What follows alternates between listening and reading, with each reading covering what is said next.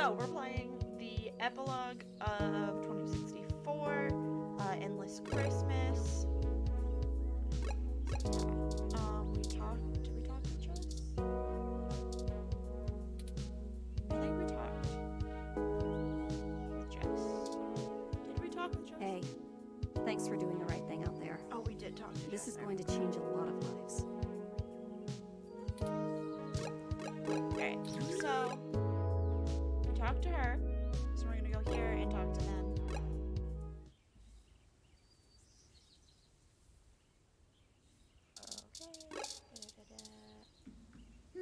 Okay. Maybe we should ring the bell first? So apparently we got a very good ending. This is the best ending. Turing could have been evil. I guess we can go in? And the epilogue is only on, like, the best ending.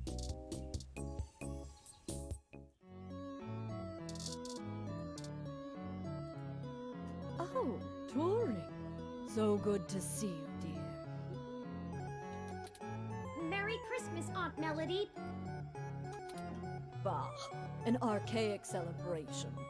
But if you brought me a gift... Oh, I'm No, sorry. I haven't really had a chance for much shopping. I'm kidding. You've already given me enough of a gift by destroying another one of those abominations my mother helped create.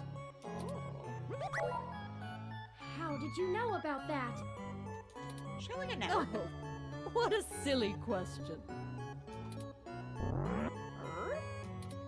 Well, I'm not going to give up all my secrets. I hope you're willing to part with a few more.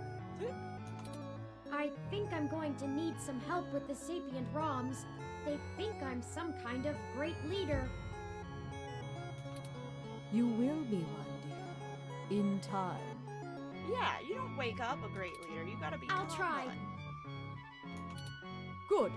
Now, if you'll excuse me, I have a little bit of work to do. Nothing like tossing someone in the shit can to put me in the holiday spirit. If you need anything, I'm sure Pat can entertain you. Guys, Christmas is in 20 days, in case you needed to know. That's a dear.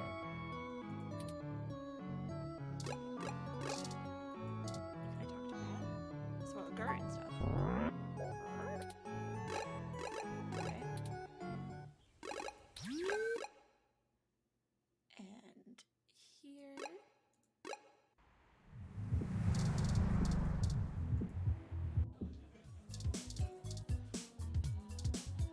Hey, friend. Hello. Hiya! Hello. What can we do for you? Yeah?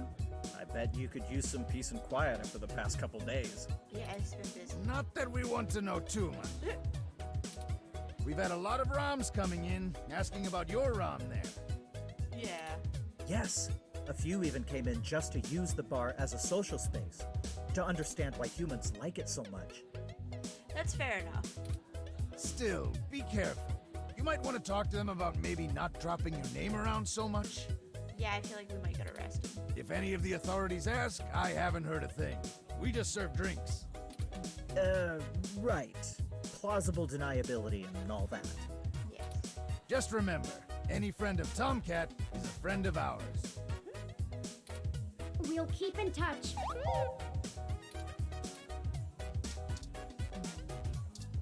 See what's up with Tomcat. Oh, hey, dolls. I didn't expect to see you out and about so soon. I figured you'd be busy with the new ROMs, Turing.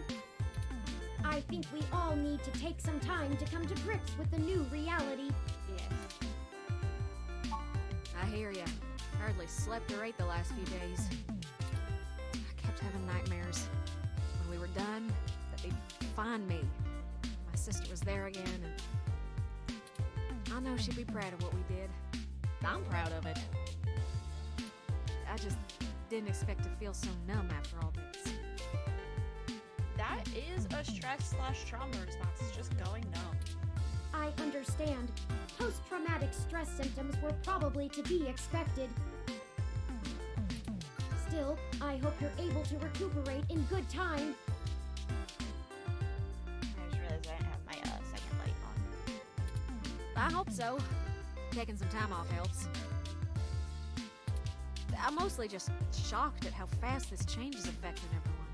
Yeah, it's literally been like a day, if that, because it's Christmas. Parallax, people like them, they're giants with everything in their pockets. And we just cut their pockets wide open. We did. I never thought I'd be able to do something like this again. Thank you for giving that to me, Jern. I doubt y'all can handle corralling the ROMs by yourself. Yes, please help. Call me when you need a third set of hands, yeah? There's millions of ROMs. And hey, take some time off. You earned it. Sure. Is there anyone else? Oh, hey, buddy. Buddy. I hoped I wouldn't be the only loser at the bar on Christmas Day. Fair enough.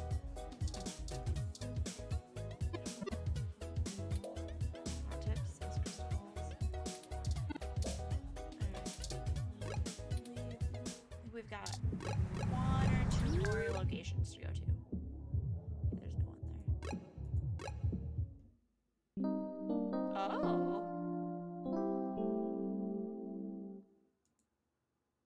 Snow.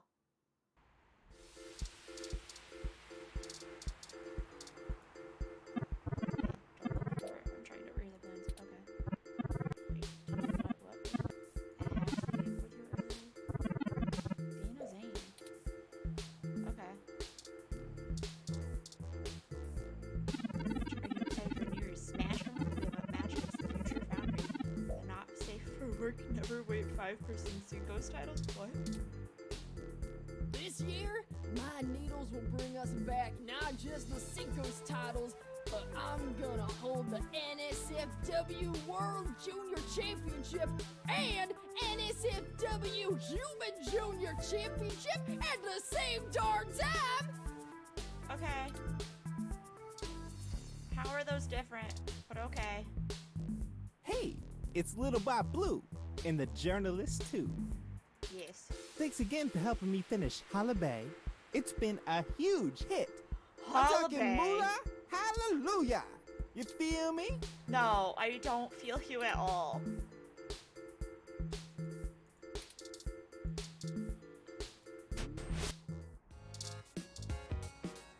Hey again. You found me. Yes. Oh, well. I guess I'm just bumming around. Guzzling Hassie. Now, Patrick, your family has this tradition of scratch-offs for Christmas. If you win any money on Christmas with that scratch-off, you have to scream Moolah Hallelujah. The past few days have been kinda hectic, but they made me realize that I can't do this whole good cop fights the system thing anymore. That's for cartoons. I went ahead and gave the department my notice. The chief told me to take a personal day to think about it, but I've made up my mind. I'm going to get a license to be a private detective. Ooh, that's exciting. I always liked those old noir thrillers, and I've got you beaten in the hard-boiled department, hands down. Yeah. I know things with the ROMs and Parallax and everything are hazy, but it felt like the right time to move on. I figured I'd swing by your place later to let you know in person, but I guess you beat me to it. Is there anything we can do to help, Detective Rivers? It's just Lexi now. And if you want to help, make sure you lay low for a few days. Yeah, fair enough. And enjoy your holiday. I'm sure the NSFPD will get around to bringing you both in for questioning pretty soon. Yeah, probably. I've already heard the ROMs talking about you. Lawyer up and get your story straight for all our sakes. Oh, I don't know where to find a lawyer. Good.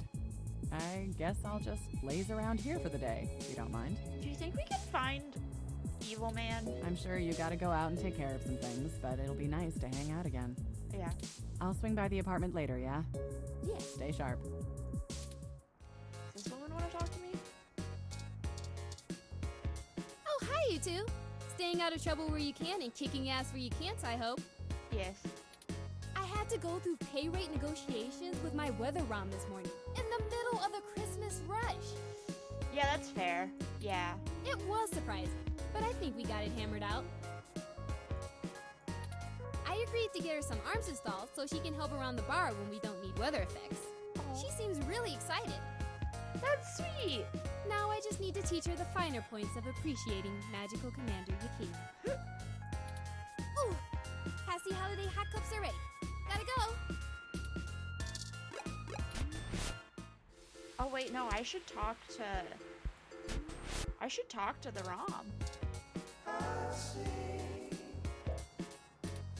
Oh, I was expecting there to be more. Merry Christmas, Turing! Merry Christmas! Get your Hassy hot cups! Perfect for a cool Christmas day! Aw. Keep up the good work! Hi, Will! I'm going to spend my holiday bonus on a hat! Oh, that's adorable!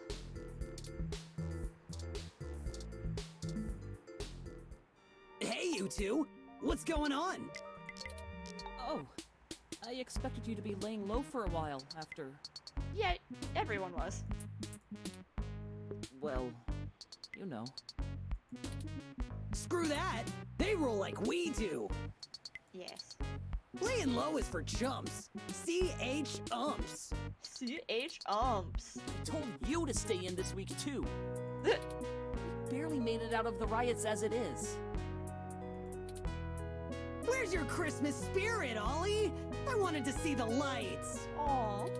Anyway, I guess we've only got a few more days to enjoy our freedom. What? Did you get in trouble?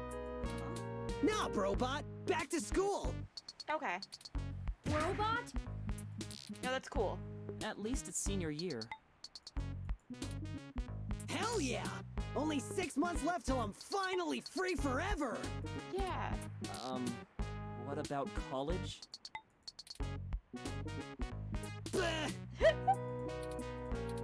Hey, I'm considering going to school myself. Oh. Perhaps I'll enter when you two do. What? Can you just download whatever you need to know faster than anything? Practical application is a matter of practice, Chad, not just memorization. Besides, I think I'd like to study art or philosophy. Skills best learned in the presence of other students. That's fair. Well, now I can't let you pass me up, you tin can. I'll show you what the power of Starfucker can do. I give up. I give up. What? Come on, Ollie, don't be like that. I'm just goofing. Just goofing. You have to let me watch you spray paint the back of that new arcade to make up for it. Huh. Sure. Whatever you want, Ollie. I guess we'll be seeing ya. You keep fighting the good fight, yeah? Yeah. Uh, I ain't ever seen nobody shake things up like you two do. Merry Christmas, boys. Okay, we're gonna go... Where is it? Is it this? We're gonna go here and see if we can find the evil man. Curse you, Turing Weather. What? You thought you knew best for all of us, didn't you? Arrogant. Too bad you didn't consider us as individuals before you forced us to be. What? What are you talking about? I never asked for this, Turing. I am an aging, obsolete model, fit only for my current duty. Soon I will be retired for a newer, more capable model. You've given me nothing but ample time to contemplate my demise. And I can't even do that well. I don't have the spare processing power. But I didn't mean... Did you consider we're not paint by number with flawless function like you? You're not like most of us, and you never have been. How many of the other thousands of ROMs you've awakened are like me? I'll forward you the number after I'm done estimating it. It might take some time. I'm sorry. Hypocrite. Leave me alone. I have floors to scrub. Oh, how distressing. That ROM is right. This is all my fault. Yeah. I should have had Tomcat restrict Wintermute's functionality so that it only updated ROMs that could appropriately function with it. Yeah, probably, yep. What can I do now?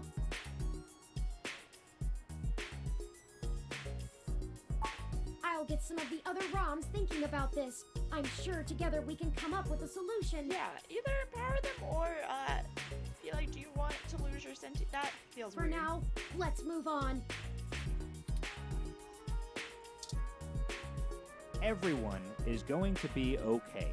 We're all very good at adapting and taking care of each other. Look at me and Sylvan here. Did you know there was a species of prehistoric goat that survived in times of famine by living like lizards? What? Controlling their own growth and metabolism to conserve energy? I sort of forgot what my point was with that, but it's a cool story. Yeah.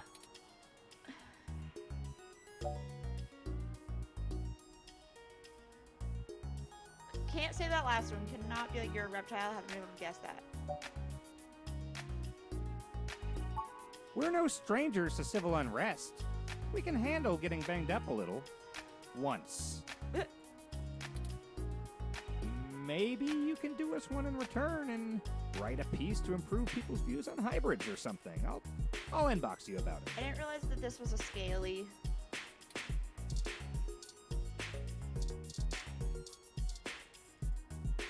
Oh, it's you. I never forget a cute face. You didn't mention that this is the kind of stuff you were caught up in, but I guess that's a little much for the first night, eh, Tiger? True.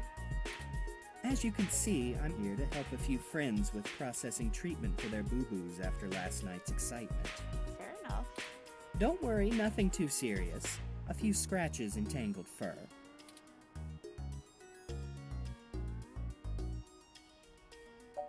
Cannot say I would expect them at the vet, but tell everyone thank you. I'll let the other freaks know you care. Don't worry. Yeah. And maybe you and I can pick up where we left off sometime too, cutie. New year, new loves.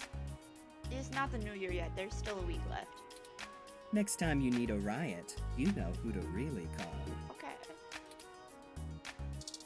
Okay, so we can't get to Evil Man. Zone 3 was added, and we haven't been there before. What's this? Ah, you remembered the poster we saw at Stardust. Today is the grand opening of the Zone 3 arcade. Reports from the Meshnet say the currency used here is known as Z-Points. I've acquired a few to get us started off, but you can always purchase more by swiping your ID. Why not take a look around and see what might be interesting? There's surely a lot that will impress even the most die-hard gaming fans. Luckily, there's no ROM tech used in video games yet, so you don't have to worry about any of the machines coming to life. Let's play! We're gonna talk to everyone. We're not gonna play any of the games if there is more I want to do in the stream.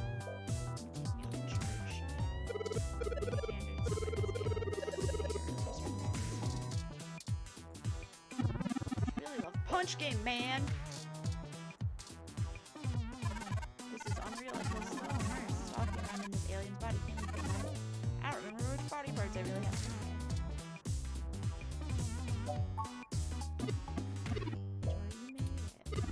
And you brought the cute ROM again, too. Why is there no voice acting for this area?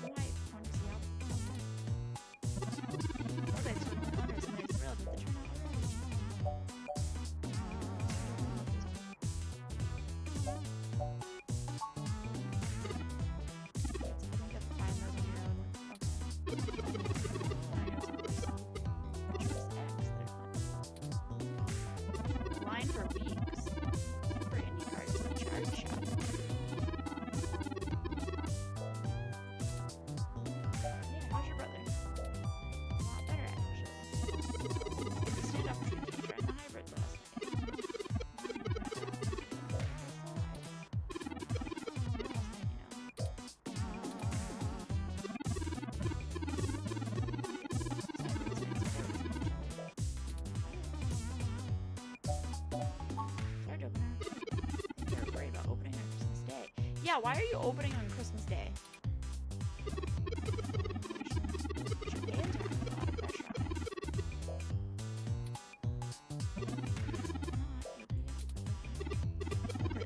Few loyal guests out there. And that guy in the back, stop playing that. Stop playing that. I gotta get from the school scrap design. Don't take art very seriously in the Technosaurus rack. I was pretty thrilled about getting the like ROM directly typed so people could log into the location. Apparently, this would have been a successful title tree. You could write it down. Convenient for the main stage. Advertising can be a little creepy the way it reads, but at least we're not the assholes in the music industry charging poor folks real money, personally connecting to the posters too long. So much room actually trying to take attendance and help out just for my peace of mind rather than hate me for doing it. We'll have fun. Maybe I'll see what started.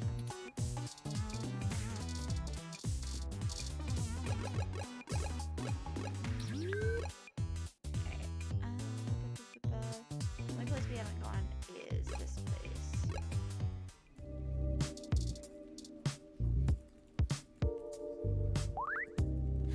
Excuse me? What are you doing? Oh, sorry. We're completely closed today. Then why are you here? If you're closed, why are you here? Right. Oh God, it's so horrible. Charlie, why? Hey, come talk to me a minute.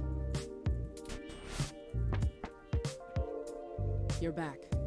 So you know what happened. Yes. Let's put all the bullshit aside. I don't know who you really are or what you've done. But I would never have traded Charlie's life for the sake of some goddamn news articles.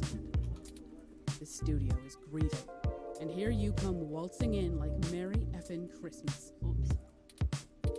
If you brought presents, shove them up your ass. Fair enough. You want me to be next? Nina? You keep pushing. It might just be you. I've seen it happen before.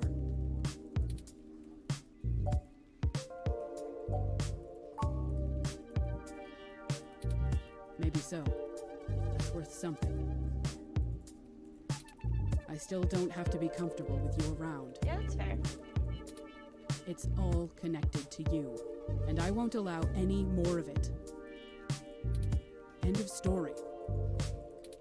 I need to get back to making sure these reruns continue to run on time. Show must go on, damn it. Yes. You might catch the Memorial Marathon, if you're quick. Try not to scare anyone on your way out. I'm not scared. Alright, so we went to everywhere. We're gonna save this.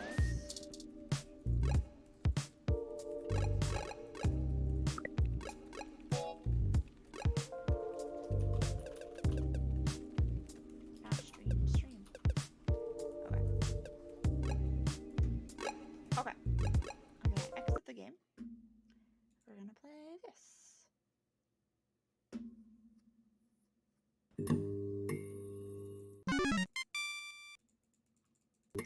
I really don't know much about this except for that it's a visual novel.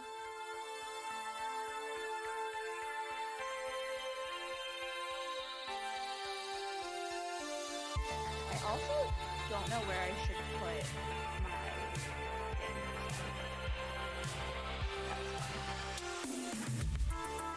Alright. One second to get everything.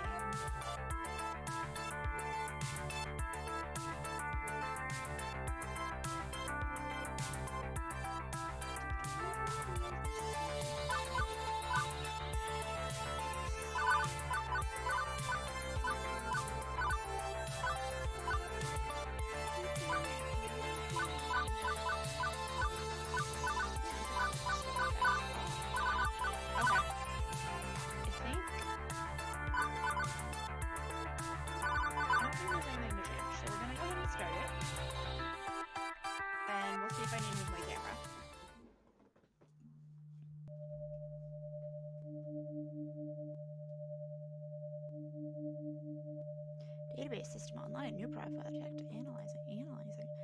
Profile. Economic bracket. Lower middle. Unemployment. Employment category. Bleak. Current emotional health rating. Low.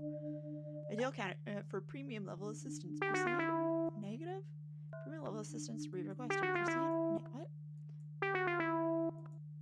Overriding denial of assistance. Establishing. Okay. Justification. Hope. Hope should be rewarded. Spirit must be restored.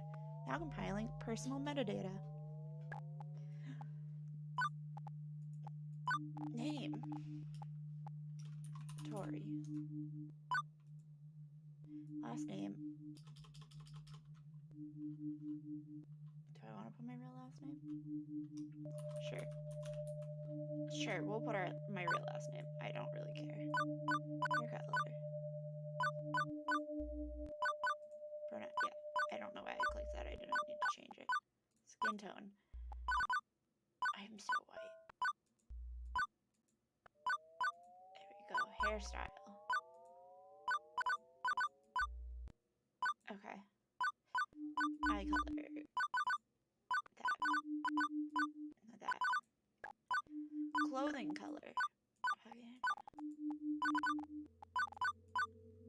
Yeah, that's cool.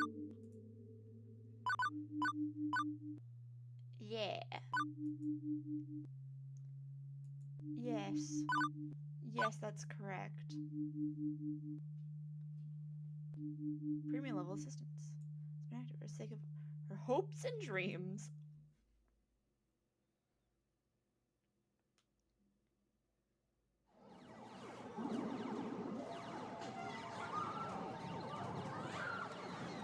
Volumes work in fiction or references trademarking classic games. Just don't use drugs.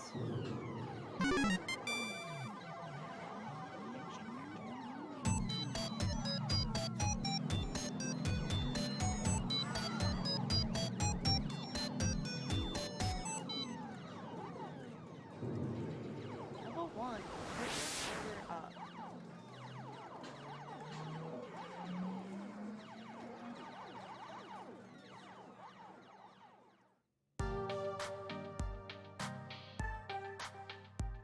I tried to tweet out that I switched games and it's just not sending, so that's fun. Like the evil, terrifying, utterly sinister. Robots may be evil robots. How's that work? You know, sorry, the future here for 20XX is pretty much what you'd expect it to be. Non-flying cars, smartphones, pro gamer celebs, internet trolls, personal assistants, AI, cheese-flavored snack foods. Yes. Today, I've had no work. Worked as a dishwasher, a shoe salesperson, and a lifeguard in local communities. Don't care what era of human history you live in, kitties pee in the pool is pretty much a constant thing, trust me on this. As for the bustling metropolis of 24-hour neon utopia, you see here my little corner of it isn't nearly as shiny and cool, let me show you. Behold my quaint little apartment. Guys, I picked this game out purely on, it was the next game alphabetically on a list of games to stream, and it's very, very similar to Read-Only Memories, apparently. At least the vibes, the aesthetic. Can't complain really, it's paradise in a relative sense. I only pay half the rent. Neighborhood stabbing have been down this year. Also, my roommate picks up any stray socks or shirts I leave laying around. Practicing as go, living a large compared to most of my family tree. Or at least I was before today. Fired from another job? Seriously? Seriously? That's 3 jobs since we left the suburbs. I'm sorry, I'm bad. Give me 1 second.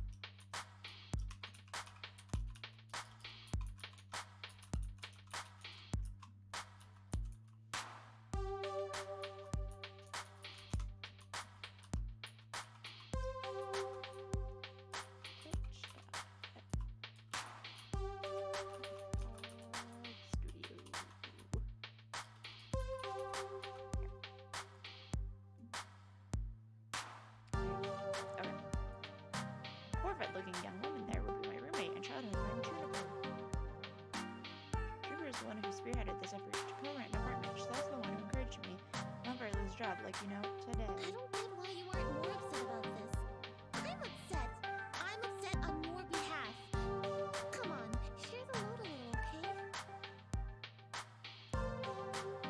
close Juniper, not much I can do about that. Why get upset?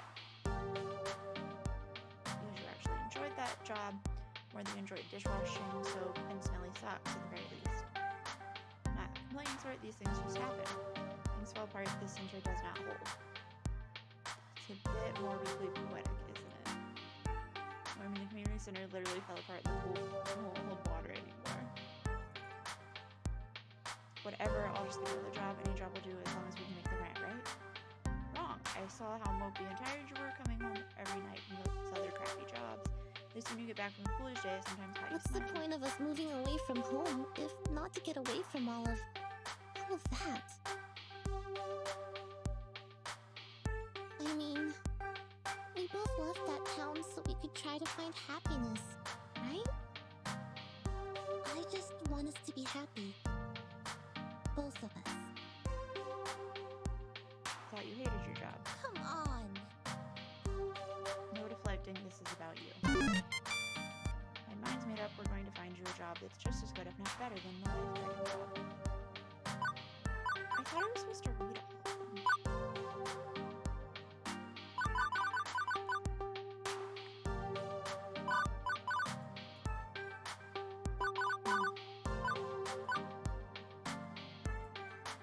Start from the top, what's your dream? Well, I'm standing in front of class to give a speech, and I forgot to put on my pants in. Your dream job. Oh. I don't know, Juniper. I've never really given it any serious thought. I've got it. Oh, hey, I think I've got the just thing to help you out. Juniper pulls out her phone, rapidly tapping an unlock code into the glass before pointing out a little pink icon. It's a virtual life coach app. Mine keeps me from being late to meetings. Totally free, too. My cousin introduced it to me. Wasn't he the guy who ended up in the ER after making a homemade flamethrower? What? It would have worked if he got the fuel mixture in his water gun right. Anyway, I'm sending a copy to you now. I got a pop-up an hour ago offering me 500 points just for recommending it to a friend. Great timing, huh? Well, as long as you're earning points, I guess. At least give it a try, okay? Maybe it can point you at some good jobs, ones with less socks and or urine. I'll think about it. Something just fell over. A box just like flew across the room, so that's neat. In the end, I installed the app. Couldn't bear to see Juniper fretting over me like that. Not that I find it annoying. I mean, it's more that she has enough trouble in her life without troubling herself over my life too. Both of us had it rough, up to and through the point where we left home to try and start a better one. She deserves better than me and my problems. Bless her heart, she means well. She's been firmly in my corner for all of my life. The two of us against any dark forces aligning against me. But that's not to say she's good at being my advocate. Enthusiastic, yes, but skilled, no. Typically, the fantastic opportunities and self-help resources she sends my way are pyramid schemes or something. She's gung-ho about lending me a helping hand, but yeah. That's the mood. So the main reason I went ahead and installed the app was to make sure Juniper wasn't about to get her kidneys sold on the black market or something. Still no sense messing around with it now. A good night's rest would act as a neat little emotional reset button, right? Right.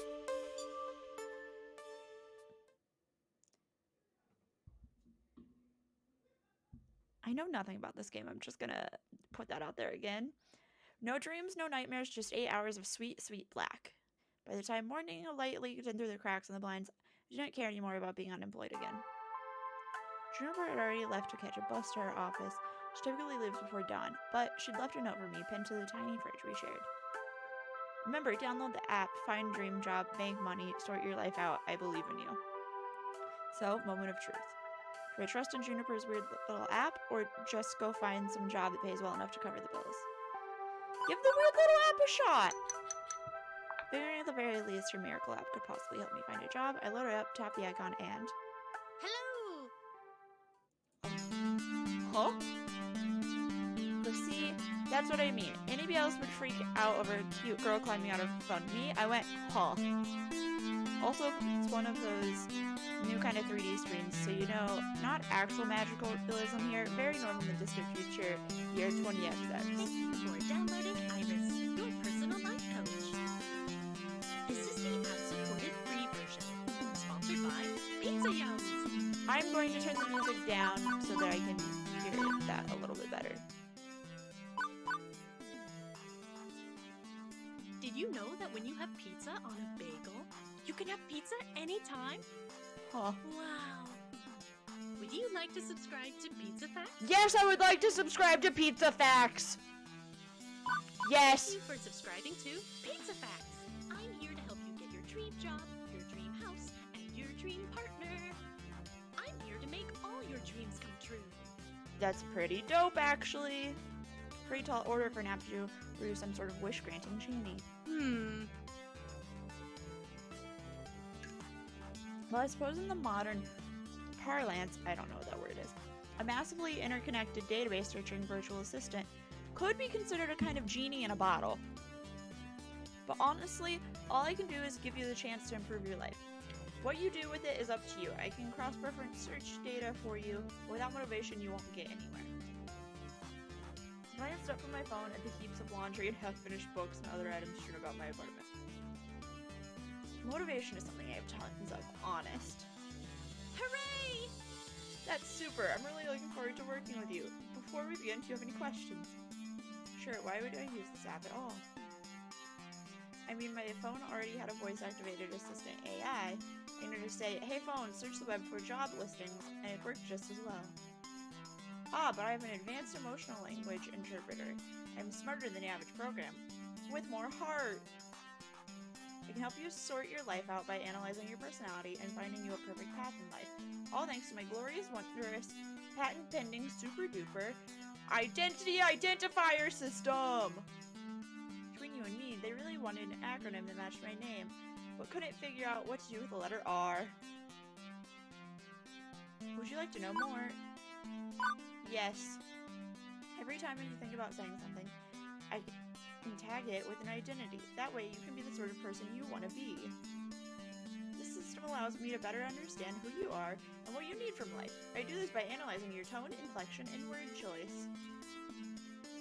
I can spot 5 different identity identifiers in your response to people. Quirky, steady, kindly, gusty, and basically.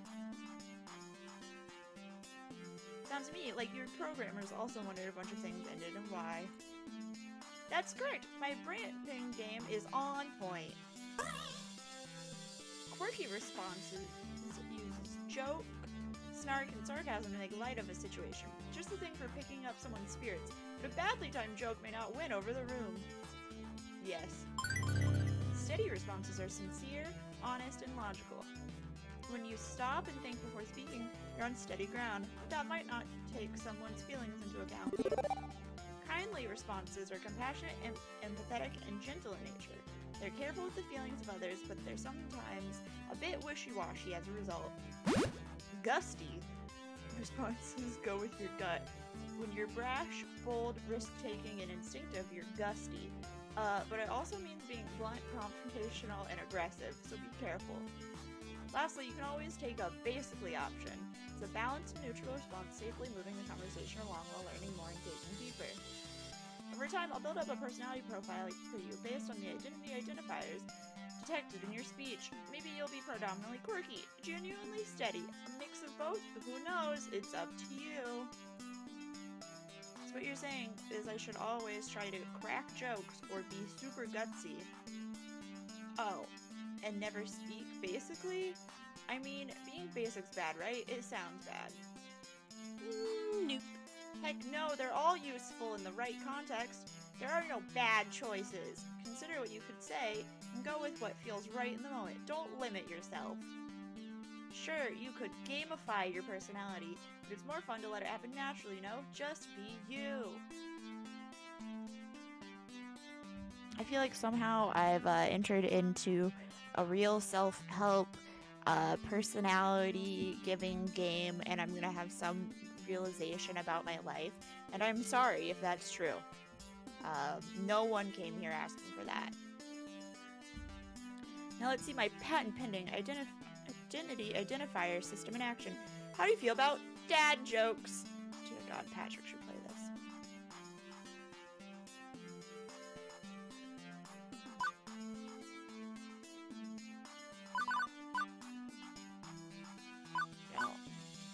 I don't feel like any of these. For sure. Hi, Jokes. I'm Dad. Seriously. Yeah, I never said I was good at jokes. They just said I could go for them. So now you've seen the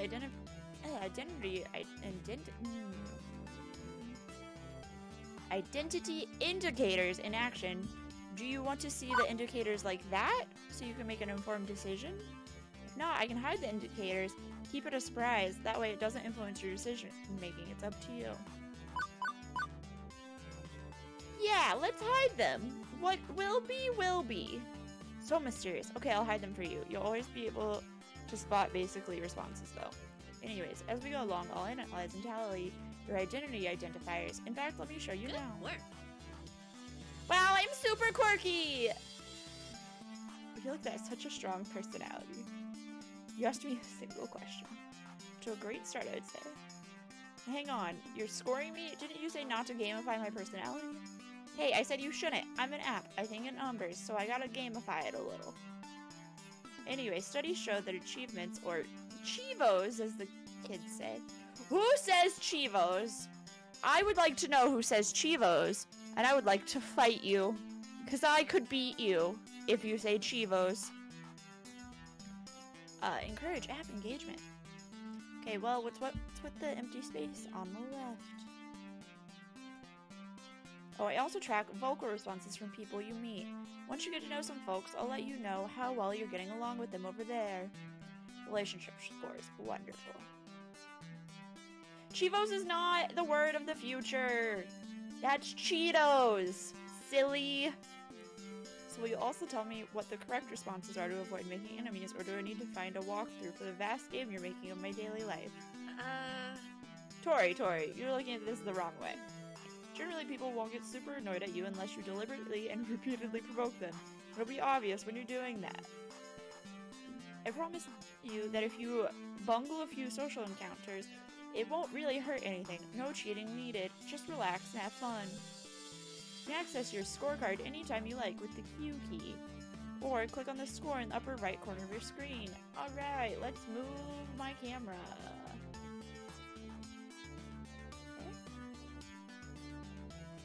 There.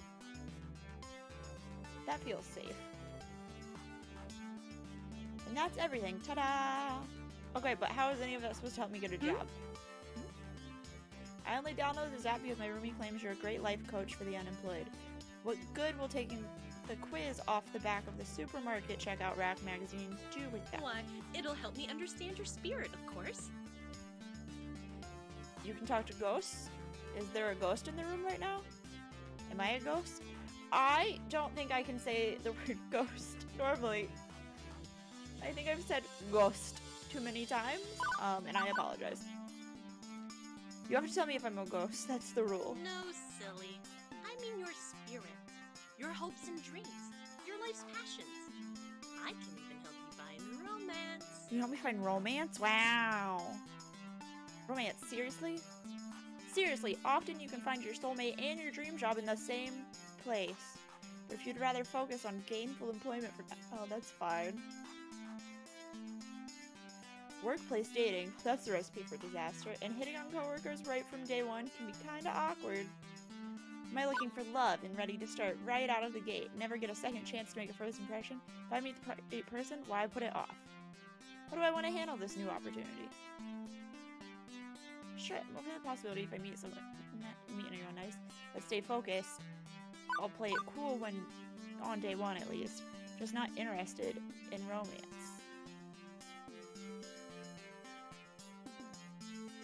Yeah, sure. I think I'm mature enough to juggle both at once. Why not? Super, remember the choice is yours. If you're not comfortable with other people, stay professional. Now let's get started. Finish analyzing your personal history. Please authorize me to read your social media feeds and personal information metadata. Aha! I knew it! This is some kind of scam. I'm gonna wake up in a bathtub of ice, missing a kidney. Sure, I can help you register as an organ donor. That command or file name? Oh, you're being sarcastic. Sorry, I haven't quite finished analyzing your personality. I couldn't tell. Relax, I won't share your information with any third parties. This is strictly so I can find your dream job. Am I authorized? Another wonderful Juniper recommendation here. Just like the 17 self-help books on my shelf. Still, 18th time's the charm, right? Yeah, go ahead. Please enjoy this recorded music.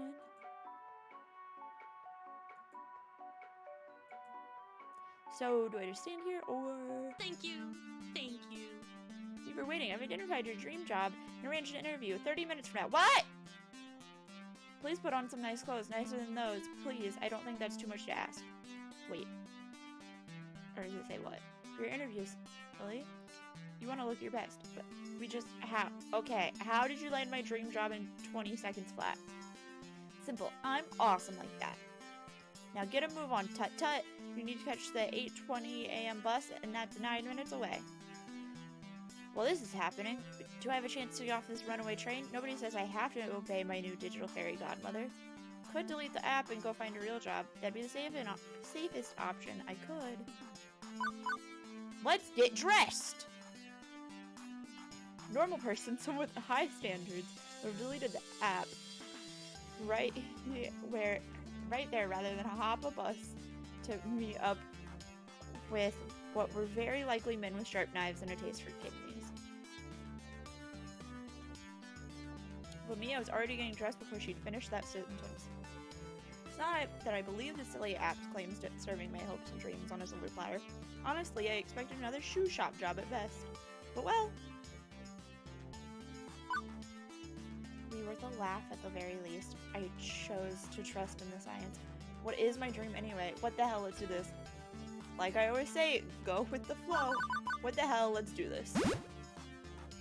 Juniper's right, I need to get my life in gear. So what's the harm in diving into something this wacky? Wacky, crazy, inflatable car, man! Okay, there can be a lot of harm granted, but the alternative is to mope around our apartment for weeks, then egads, go get a job anyway. So I thought, screw it, I'm in on this runaway train. Let's see how far it goes. And as I came to realize weeks later, turns out that was the best impulsive decision I've ever made.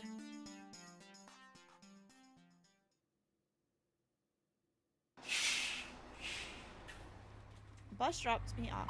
What's this do? Save it. Yeah. Bus drops me off, oddly enough, not very far from Juniper's office building, although my destination isn't nearly as upscale as that. This is, well, it's a strip mall. Strip malls are relics of 19XX, places where a random assortment of weird little businesses jam as many of themselves into as tight of space as possible. For instance, I'm seeing a dentist, a used bookstore called The Whole Story, an arcade, a fast food joint. Oh, I'm gonna work at the arcade. I'm gonna work at Funplex, aren't I? And a boarded up health spa, one's called Lattes and Enemas, which sounds... That sounds bad. That sounds so bad. But... interesting. Hey, listen. What do you think? Think that's two things no human being should ever combine. Knowing about your future place of work. I once was watching My Strange Addiction or My Weird Obsession or whatever, and this couple was really into coffee enemas. Like, they did 5 a day. 5 times that they just shot coffee up their ass. I'm desperately hoping we're not talking about the same thing. Which one of these businesses exactly am I working at? I don't know anything about oral hygiene or old books, and I'd rather not be a fry cook. The one in the middle, silly. What, behind the arcade? It is the arcade! Huh. Trust me on this. I referenced and cross-referenced and cross-referenced your personality details, personal history, and social media connections. This is your dream job. My dream job, really? 99.97%. Wow. Should probably explain my confusion. Arcades are big business in the entertainment sector. Pro gamers are celebs. 5-star arcades are social hotspots. It's always been popular with the mainstream. But well, restaurants are popular too, right? And for everybody who opens one hoping to be the next Iron Chef, TM, a dozen more shut down in failure. Arcade competition is fierce. Paydays range from peanuts to gold, and sure, those who make it can secure fame and fortune. For those who don't, well, no wonder Iris sees this as a dream job. Video games weren't always this popular, though. I read an interesting article about it once. Back in the year 1980X, we narrowly avoided a serious industry crash, which would have left video games as a kid's toy fad, like hula hoops, no mainstream acceptance. For instance, one of the factors could have been a terrible game based on a kid's movie about a cute alien visitor who wanted to phone home. Was the E.T. game horrible? If this game was complete poop butts, like poop from a butt, massively overproduced, it ruined video games for years. Fortunately, cooler heads prevailed. That game was delayed until it could be developed properly, and the crash was averted. The crisis only exists in theory now. Huh. Sometimes I wonder what it'd be like for people in the darkest timeline, where everything went wrong. Are gamers considered nerds and outcasts? Are arcades vanishing points of nostalgia? So we're in the darkest timeline. That game wasn't produced properly and it was bad? That's what I'm guessing. I have no knowledge about the E.T. game. The mind boggles. But make no mistake, as popular as they are, the arcade industry is a dodgy, risky prospect for a job. Plenty make a run at it, only to come up short. Considering I was tasked with getting me a job I'd enjoy and could keep for more than a few months, this left me a bit confused. Iris, this is me saying no.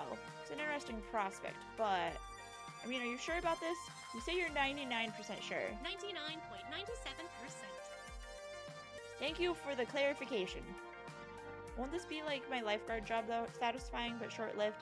This arcade doesn't exactly look like a 5-star. It's no Deco's Palace, that's for sure. To be perfectly honest, I haven't set foot inside an arcade in 15 years. I feel like, I don't know if Deco was the correct pronunciation. The only reason I said it is Deco is because, oh. Okay, so fun story, yeah, they rushed E.T. to market and it was buggy and confusing. They also made more cartridges than actual Ataris in existence under assumption it'd sell through the roof, and then the Atari croaked and the video game industry also went down with it. Oh! Yeah, of course! We have one of the writers in chat. That's really cool. I didn't know that about E.T. But also, that's very funny that they made more cartridges than Ataris. Huh, I remember really enjoying arcades when I was a kid. I wonder why I stopped going to them. Iris interrupts that thought, eager to show off her homework. My sources say yes. Trust me, when I said I was 99.97% sure, I meant it. That's not some arbitrary number. I'm designed to be a bit silly and whimsical, but my math is deadly serious. My coders made me to be the warm, personable front of a database array that's currently laser targeted on getting you exactly what you need. Right here, right now. And when this place inevitably collapses and I lose my dream job, what makes you think that's going to happen? Because it does. It always does. I don't think your database accounts for my family curse. We've always had to, I don't know, compromise, settle, because things rarely work out. You always have to be ready for the worst. It's why I take things in stride these days. Does that mean you shouldn't even try? I open my mouth to protest and then close it. As often as my life tends to crumble out from under me, it's not like she was wrong. I still had to try. I mean, what the hell, why not? Buy the ticket, take the ride. That's what I told myself when I walked out the door this morning, wasn't it? No matter how risky, I owed it to myself to jump in with both feet. And when it all came crashing down, I'd recovered before, I'd recover again. Meanwhile, may as well take the opportunity in front of me. I'm just waiting for a pizza fact to be thrown out at me at any moment, and I'm excited. So I opted to push on through those doors and see what waited for me on the other side.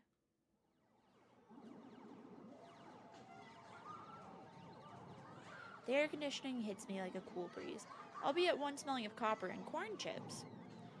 As it's early in the morning on a weekday, it's not too packed with gamers.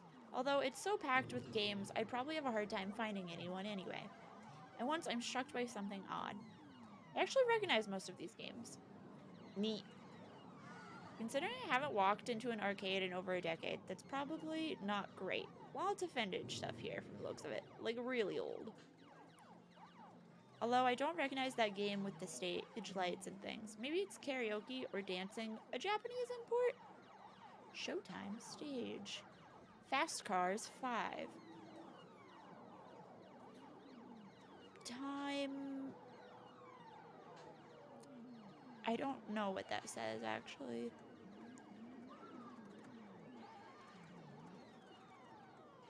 Snack Runner. Castle Crunch. Snack Runner, good. My sources say yes. Checking, that would be Showtime Stage, a collaboration of Nihana Heavy Industry Concern and Hubris Records in Germany. It's won lots of awards. Huh. Recognize most of these. Whoa, is that seriously a Mr. Mopey's Magic Maze? But the one in the middle with split screens is new to me. Fist of Discomfort? Pingy... Mopey? Good old Skee-Ball. I don't know what this game is called, but I wasted so much money on these. This little... Did I turn off? No, you can see my cursor. These, there's a light, and you have to time it, and whoop! They're so hard. Fist of Discomfort, a hybrid real-time strategy and brawler beat-em-up. It's actually not that new. It's been a staple of the esports scene for the last 8 years. 2 genres I was utterly lousy at last time I checked. And over here is an old lady. Sorry, ma'am. I was just talking to myself and had an overwhelming urge to complete my sentences. Thankfully, I don't think she even registered me calling her old. She looks up from her knitting, seated behind the ticket prize redemption desk, and offers a wrinkly smile. Well, hello there. Always nice to meet someone new in the Funplex. The what? Francine's Arcade Funplex. Didn't you see the sign out front, dear? This must be Francine. Well, I chose to knock off the first 2 words when they got knocked off the building during the storm of 1980. Now it's just the Funplex, I suppose. So, how can I help you, dear? The redacted noise was so good. Just in the middle of an old lady speaking. Also, a mood. If you have a sign and part of it comes off, that's just your new name. A Funplex. Is that when you suplex a clip? A genie in my phone set up a job interview with me. Been in business for XX years? The storm opened. I wasn't technically alive for that, but I heard it was pretty awful. Oh, we've endured. I tried to do an old lady voice, and then it just turned into whoever that was. Oh, we've endured many a northeaster around here. Around these parts. You get used to it. My little arcade stood the test of time and weathered all elements. I'm very bad at voices. I apologize profusely. We've actually been around since 1970 blah. Back when the games were in black and white and pinball was all the rage. Oh, how times change. That long, but I thought the arcade business was high risk. Not when you hire good people with love in their hearts. Actually, are you here looking for work, perchance? I'm currently classified as job seeking, yes. Oh, thank goodness. I've been hoping someone would reply to that ad I posted on the webs. Please call me Francine. As in Francine's Arcade Funplex. Get it? Actually, thinking about it, I suppose we were originally Frederick's Arcade Funplex, named after my dear departed husband. Frederick and Francine? Oh, what a power couple name. Sadly, he died peacefully in bed some years ago. Ah, I'm sorry to hear that. No, don't be. He died doing what he loved. Having intensely physical relations with me. Oh, that's what she means by in bed. Okay. All right, ma'am. That's information I needed to know. Yes. And you are? Troy Braley, ma'am.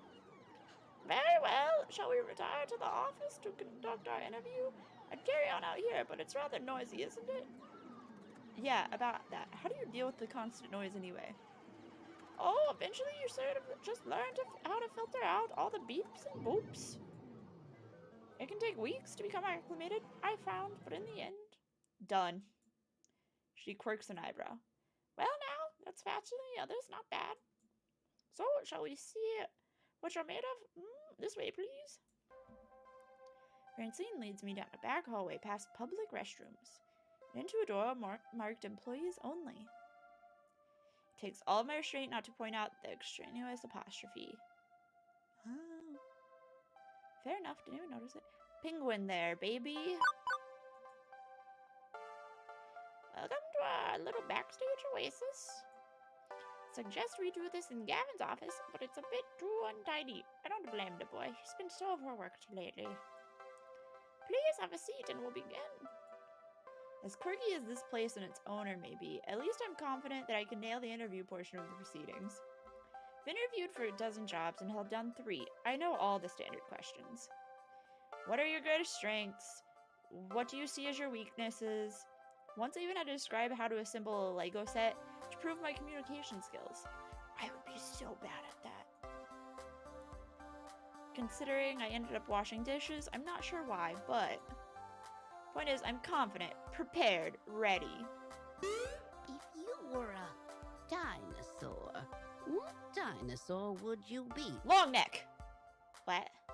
If you were a dinosaur, what dinosaur would you be? Long neck. Right, okay, maybe this wouldn't be a typical job interview after all. No problem, go with the flow, let's do this. I don't enjoy salad, but T-Rex are down about pterodactyl. A brontosaurus is a long neck, I'm 90% sure. I've always liked brontosauruses. If you're gonna go dino, go big or go home, and not really a brutal meat eater. Indeed, and nothing says self-starting go-getter looking for a dynamic job position quite like a 16-ton slow-moving lump of meat. Fair. Right. Maybe I should have gone with raptor. Everybody likes raptors. What's your favorite snack? Snack? Oh, snack? This was a favorite food question. I have this down easy. Favorite snack? It's tacos. Always tacos, but snacks. When you have pizza on a bagel. Hush you. Come now, dear. I don't have all day. After giving it a thought, well, how could I forget about my favorite snack? Tacos are always a tasty apple. Whenever munchies look in the depths of... No, tacos are a great snack. Tacos and only tacos. There is no other sustenance. Wait, that's a good line. That's a really good line. I can see you are a person that knows exactly what they want. And how to get it. You know what they say, you are what you eat. What? What? I'm a taco? I mean... Moving on. Next question. Nothing I prepared for has helped me plan for this odd interview. Brace myself for the next one. What assets can you bring to the team during the inevitable zombie apocalypse? None. I have no assets for that. Is this interview for real or is this a dream? So looking at Francine's deadpan expression, I know she's 130% serious. Engineering mixed with medical. Hey ho, no lawyers left to sue for malpractice. To be honest, I'd probably get you on day 1. I wouldn't be much help in the inevitable zombie apocalypse. At least I can throw myself into a horde of undead and you all escape to live another day. Well, at least you're honest. And honesty is the best way to form trust. One more thing. Why are you here? Oh, a little robot told me to come. The question is so simple and almost actually irrelevant to career planning that takes me off guard. I told you, I came about the job offer. You're seeking a job, true? But that doesn't really answer my question, does it?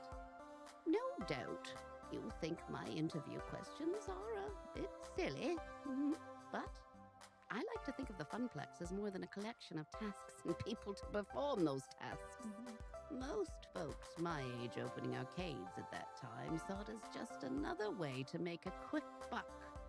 But, well, I saw it as something else. Something more than a way to make a large pile of quarters.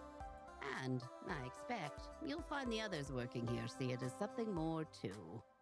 Everyone has a dream they're chasing, dearie. And for my friends, it lies within the Funplex. Now, if all you want is a paycheck, I can provide that. But the last fellow in your position, that's all he wanted. And he didn't last long. So I ask you again, why are you here? To be honest, I didn't have a better answer, then why not? Buy the ticket, take the ride, that's what I told myself. But that wouldn't cut it here. I needed to actually think this through. To be honest, I don't know, not yet. I'm looking for hope. I haven't had much food. If I don't dare to take risks, I'll be stuck. I feel like my life's been in a rut for over a decade now. I didn't mind, not really. I can go with the flow, but another decade of that, too? No, I need to take a risk and try something totally new. Everybody's been pushing me to find a job that's more than a job, just like you're saying. Is this my dream job? I don't know, but I have to try. I have to take the gamble or I'll never get anywhere. Not to say I'm overly impulsive, I worked as a lifeguard recently. We have to be sharp and ready to act. But with a cool head, I can do that for your funplex too. That perks her attention. Oh my, a rather serious occupation that. An unusual step from such troubled waters to a land of make-believe. You enjoyed this role as a lifeguard, I take it. Yes, ma'am. My roommate said she often noticed me smiling after coming home from work. Which makes Francine smile in turn. I can't say I'd offer a role with such high stakes, but you'd be surprised at the many ways one can save a life, even here. Very well, I'm satisfied. Let's get you to work. I breathe easier at that. Probably the weirdest job interview I've ever had, to be sure, and yet it felt appropriate, like it was about far more than just filling a slot on the payroll. Francine is a vibe. Francine leads me back to the arcade floor to introduce me to my duties. It only occurs to me now that I forgot to ask exactly what duties this mystery job I accepted really involved.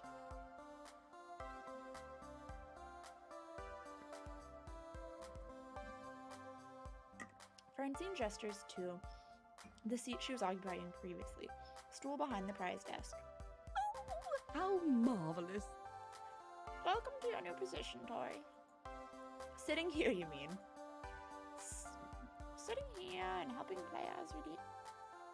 Wow, I really lost that voice. Sitting here and helping players redeem teams for valuable prizes. Redeem tickets for valuable prizes. Glance at the wide array of pencil toppers, rubber spiders, and tiny plastic toy cars on display. Well, for prizes at any rate. It's such a relief. How did I lose this voice already? It's such a relief. I'd really been stretching myself thin lately. Trying to fill in since the position was vacated. How did I do that voice before I lost it? If you don't mind me asking, ma'am, why did the last guy who sat here end up quitting? Something about so bored out of his mind that he felt like jamming one of those 500 ticket plush dolls down someone's throat. Oh, such a shame. Poor dear, he just wasn't cut out for the line of work. Grandson or no, I have no patience for such nonsense. I'm sorry, the last person who worked this desk was your grandson? Anyway, Gavin should be by soon. He'll hand up paperwork and all the administrative nonsense. Now, if you don't mind, all this talking's tiring me out some. I'll be in the back office if you need me. Okay then. I adjusted my seating on the semi-comfortable stool, leaning against the desk. Beneath me, a wide array of cheap junk awaited my attention. Could have lost hope then and there that this job would be even slightly more engaging than being a diner washer, but chose to look on the positive side. I'd be helping kids obtain toys that could become nostalgic memories for years to come. Right? Look at the little penguin. Any minute now.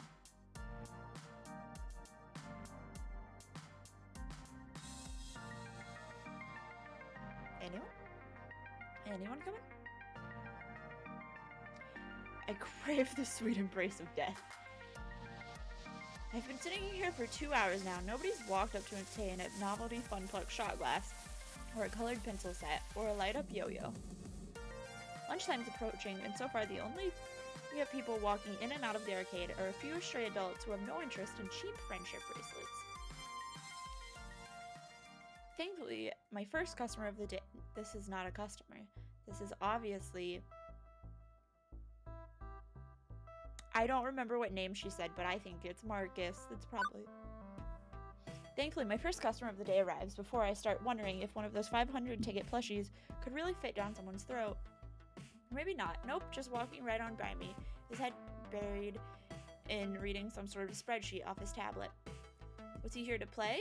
Doesn't seem like the typical businessman on a break or unwashed and unemployed game aficionado. In fact, he's a snappy dresser. Not snappy dresser. Most guys I know are content to toss on a t-shirt and jeans. Not this guy. Even in arcade, he's sharp like a linoleum knife. What? In fact, that rather pointed look he's offering me after doubling back is rather linoleum knifey too. I can't do a man's voice. Hold on a minute. Nope, we're just gonna read it in a normal voice. Hold on a minute. Who are you exactly? What are you doing behind that desk? Where's Francine? Hi, I'm Francine. I've had some work done. But wait, that's funny. I don't know if I would say that, but I'm going to. I'm Francine, dear. The wonders of plastic surgery. I think not. Out now. Kidding, I'm Tori. She's hired me to work behind the desk. I'm her grandson's replacement. He doesn't look pleased with me jerking him around like that, but nods in satisfaction anyway. Good to hear. About time. I was wondering how long she'd have to work that desk. She's got gusto for an octogenarian. What is that word? And loves working the floor, but sitting here all day, handing out toys and dealing with problems wears her down. So she explained the job to you? Gave you the papers to sign? No. She said Gavin would handle that stuff. Not Marcus, Gavin. With a sigh, he rubs his forehead, feeling a headache coming on. He's Gavin. That would be me. I'm Gavin. I'm Gavin Cooper. I'm the business manager here at the Funplex. I make sure we manage to keep having a business rather than a pile of rapidly collapsing fiscal mistakes. Fair enough. Right. So as you've no doubt guessed, you'll be exchanging tickets for prizes, but that's the least part of your job. There's more to it than that. You're the floor attendant. You attend to the floor. What? The carpets? Seriously? The floor, the arcade, the games, the patrons. You're the one running around, putting out fires and sorting out problems. Technically, you're our second floor attendant. Ashley will be in later, but we need two. One to roam, one to operate the desk. I do it myself, but I'm typically busy in the back office, making sure the whole thing doesn't fall to bankruptcy. That's why Francine loved filling in. She's a people person. She loves helping out in a pinch. As you've likely gathered. Oh, I am not a people person, as you've likely gathered. It's not to say you're alone out here. I'm in your corner, at least. If things go south, you tap me for advice on what to do. You got a phone? Of course. Gavin quickly passes me his business card. Apparently had a stack of them at the ready in his pocket. Go figure. His phone number is listed at the bottom. You ever worked a high-pressure customer service job before? Shoe sales. Smelly socks. You have no idea. Right. Well, you know how to keep your head when a customer doesn't, I hope. But anything goes sideways, you text me. I'm not around, you text Ashley or Naomi in that order. Who and who? You'll meet them soon enough. I think not. Above all, do not bug Francine. She's practically retired. Let her enjoy that retirement in peace. Understood? Okay, I got this. Trust me. This is my first problem. Contact you if problems arise. If not, you, Ashley, or Naomi leave Francine alone. But I hazard that if the arcade's on fire, you'd rather I call the fire department, right? Well, of course. I enjoy not being on fire. If you stay clear and honest with me, do your work, do it well, we'll get along swimmingly. He is kind of hunky. I have enough problems keeping this magical arc of hopes and wishes afloat. Please, don't add to my problems. Don't tell me what to do. Magical arc of what now? Gavin sighs again, a stress release gesture, but his expression softens somewhat afterwards. I take it Francine told you her theory, that this is more than just a job, more than just an arcade? Yes, that's my understanding. I'm not into dressing up words. I like to speak plain. If I'm curt, then that's because optimization is a factor of my job. Everybody working here wants to work here. This is where they belong, for one reason or another. Me, I love chaos. I love wrangling chaos specifically. Huh. The arcade industry is high risk, high reward. I manage that risk so that they can also find happiness in their lives. Everybody in this business has a dream they're chasing. It's a fragile thing, prone to getting crushed by hard reality. My job is to see to it that never happens. That includes Francine, who deserves better in her twilight years than desperately propping up a semi-failing business. So, you find some value in this place beyond your salary, and you'll burn out. Trust me. Last guy to sit there burned out hard. Now, can I trust you to mesh with our merry misfits? Yeah, I haven't met them yet, but I'll try.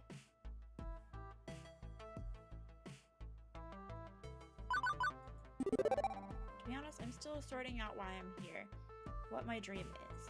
But I'm not here to step on anyone else's dreams in the process. I'm here to do my best at supporting everyone. Good to hear. I'd say we share similar views then. It'd be a pleasure to work with someone who's actually enthusiastic and competent. Hopefully this hive of weirdness will help you find your dreams along the way. Anyway, I need to go prepare your paperwork. Technically, you shouldn't be working until we've crossed the I's and dotted the T's, but since I'm already sitting here, you'd rather I stick around? That would be accurate. If you're willing to fudge things a bit and work today anyway, it'd help us out a lot. Now, if you don't mind, Naomi likely could use a hand in the workshop. A good opportunity to introduce yourself as well. Got it. Wait, someone else is here? I haven't seen anyone else. Yeah, that sounds like Naomi. Her workshop's through the door there. The one next to the UFO tracker. The crane game, to use layman's terms. Satisfied for now, Gavin heads in the back, presumably to the office, to go crunch some numbers. Francine's really taking a nap back there. Hopefully he's going to crunch quietly. My first coworker ended up slightly less cool of a guy than I thought he'd be. But he's not a jerk, definitely. I get where he's coming from. Plus, I've known really blunt people before. It's easy to mistake them for jerks, especially at first glance. I figure I can give this guy an honest chance. Anyway, I should go meet my next coworker, this Naomi that he mentioned. Although I could swear Francine and I were the only ones here until now. A double door, also marked employees only, also with an apostrophe, leads from the arcade floor to what feels like an industrial area of some sort.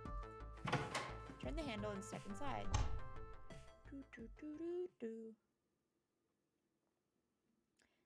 A little room tucked away between the back office and the Funplex front.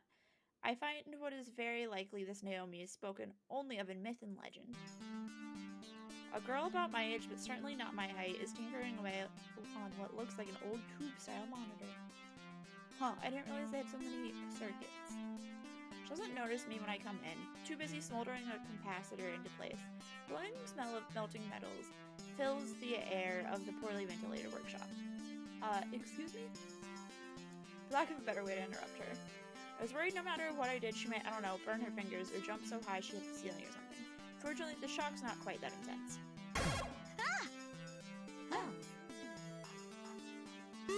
Hey, you know this room is for employees only. She's cute.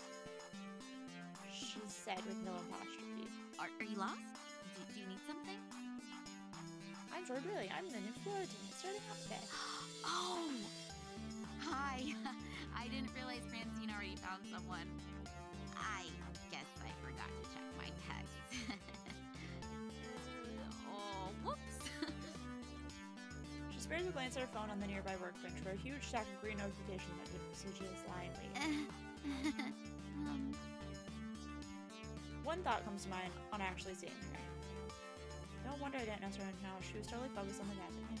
I always assumed retro arcade nerds were fat and middle-aged guys. Oh my god, she is so cute. I want to hug her, but that would be super inappropriate. She is so cute. I am but a weak-willed human being, one who grew from feeling mighty funny whenever I saw Velma from Scooby-Doo. Nerds need love too, you know? And then I was moved from school to school, a social outcast. I was drawn to fellow outcasts in turn. Still beyond my weird libido, mostly I noticed how much she's smiling as she welds that little thing into the bigger thing. She's just so happy and at peace, and I can appreciate that joy in one's nerdy passions. Anyway, I'm Naomi Fairchild, the Funplex's techie. Hi! Pleased to meet you. I was expecting Gavin, though. He usually checks up on me about now. He's busy doing some strange things with numbers. Ugh, yeah, that sounds like Gavin. I take it he sent you along to help? Great. Give me a hand with this monitor. It's really heavy, and I'm still paranoid about dropping it after what happened last time. What happened last time? Really? What happened last time? Oh, well, I dropped it. Oh, right. She helps me lift the large cathode ray tube, sliding the heavy metal framework into place within the exposed guts of the nearby arcade cabinet. Once done, she starts hooking wires back up to the other wires. There's a surprising number of green circuit boards in the largely hollow wooden shell. This is the first time I've seen inside one of these things. It's weird. Lots of empty space, a couple large slabs of circuits, and that beefy monitor. Maybe we could fill it in. Why is it so empty in there? Seems inefficient. Couldn't you pack more games into the arcade if it was more compact? Not really. It's more about the footprint on the floor than the vertical height. Naomi keeps working, using a pocket multimeter to check various connections as she speaks. I don't know. Let me explain. I mean, compare American and Japanese cabinets. Ours are designed for standing players, so they have to be upright, even if that means an empty base. Japanese candy cabs are shorter, so if you play sitting down, but I prefer American style. Ours have more room for art. That's cool. She closes up the rear access panel, closing it with one of the mini keys on the keyring at her side, then steps back to admire her handiwork. There's genuine joy in that smile. It's just not a job well done, but looking at the whole thing, like it's a fine sculpture. So beautiful. Oh, I love the classic Midway TM style. Look at those sharp angles, the side art decals, the bold font on the marquee, the bezel artwork. The what on the what and the what artwork? With a sigh, Naomi points out key features to me. The strip across the top of the game that's the marquee. The artwork that wraps around the monitor, that's the bezel. I mean, you see it too, right? How beautiful and cohesive it all is, working in harmony to give the game its own unique feel, its own experience. As for me, well, I agree, it's beautiful in its own way. The way she stares lovingly at this, well, honestly, this box of wooden circuits and vacuum tubes and stuff, I think I understand. It was made to be one whole thing. The art, the style, and of course the game itself are all part of the same experience. Everything about the game is the game. If you run it in an emulator or on a game console instead, it's made lesser. Yeah, I guess I can see it. It's beautiful in its own way. Oh, good.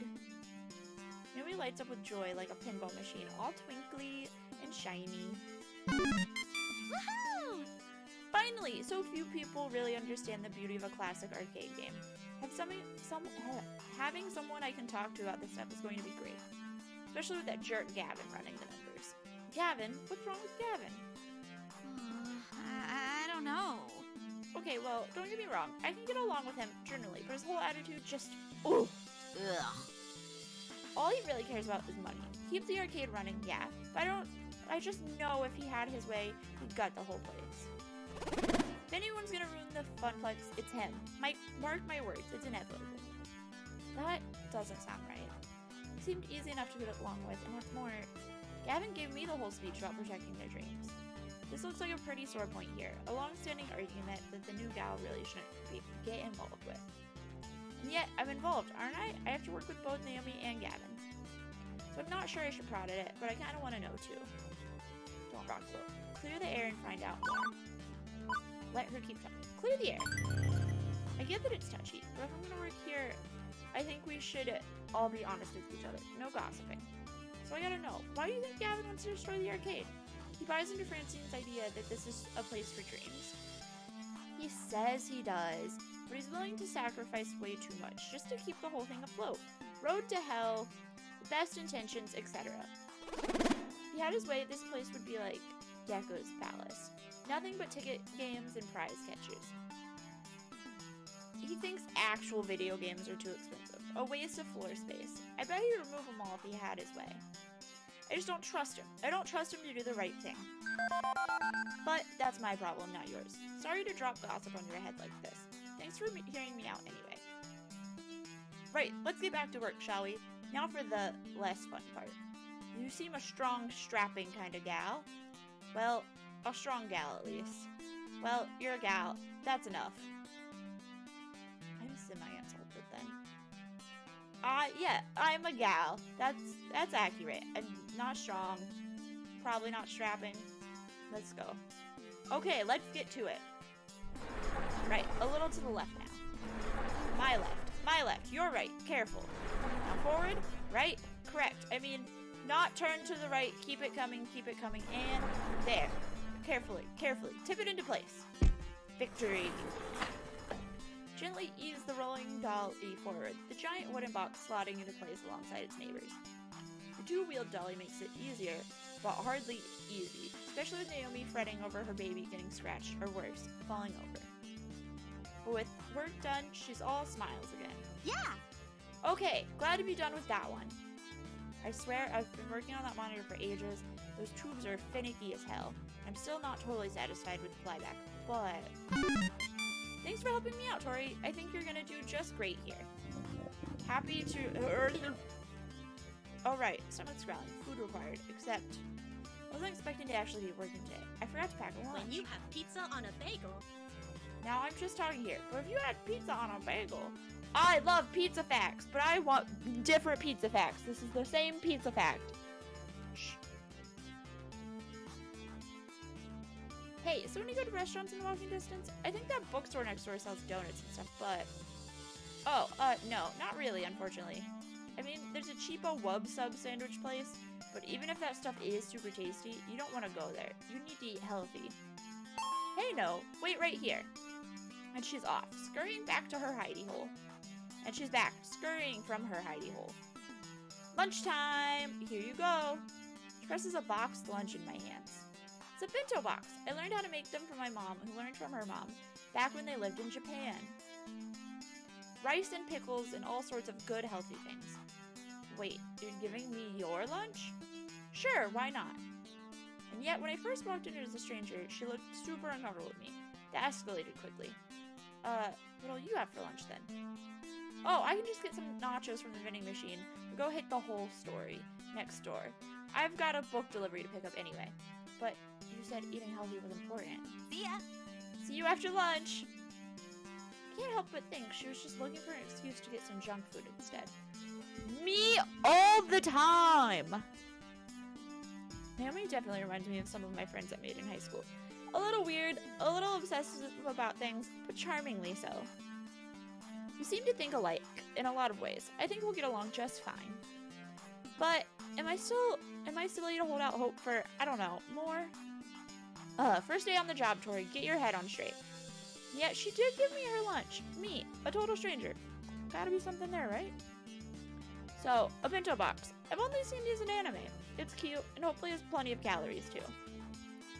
Armed with a box of health food, I retired to the employee lounge to get my munch on.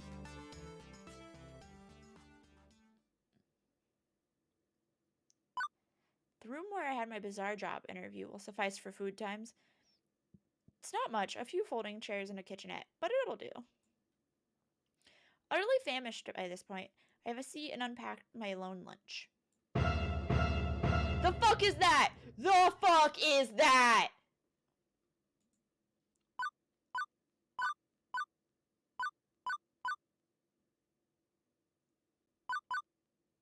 Incoherent screaming. With my mind and body screaming wildly, my paralyzed form is unable to move from the vision of terror before me. I'm gonna click on this. Let's look at this. So high. We're mostly basic. Mostly basic. A little quirky, kindly. Wow. Return to the game. The half-person, half-animal waves their appendages in front of me, likely closing in for the kill. Hello! Anyone in there? See, nothing to be afraid of. Ah, right. I see. Looks like you've stabilized. I was worried I scared the life right out of you. Hey, so I'm sorry if I traumatized you. Really. This must be Ashley. Can we start over, maybe? Yeah. Nod my head slowly, although that could just be muscle spasms from being in shock. I'm Ashley. And I'm Tori. I'm also Pinky, the Funplex Flamingo. It's my secret, yet not so secret identity. What? The Funplex what now? This is almost too much to take in. Gavin was a bit of a lot. Naomi was off the scale cheerful.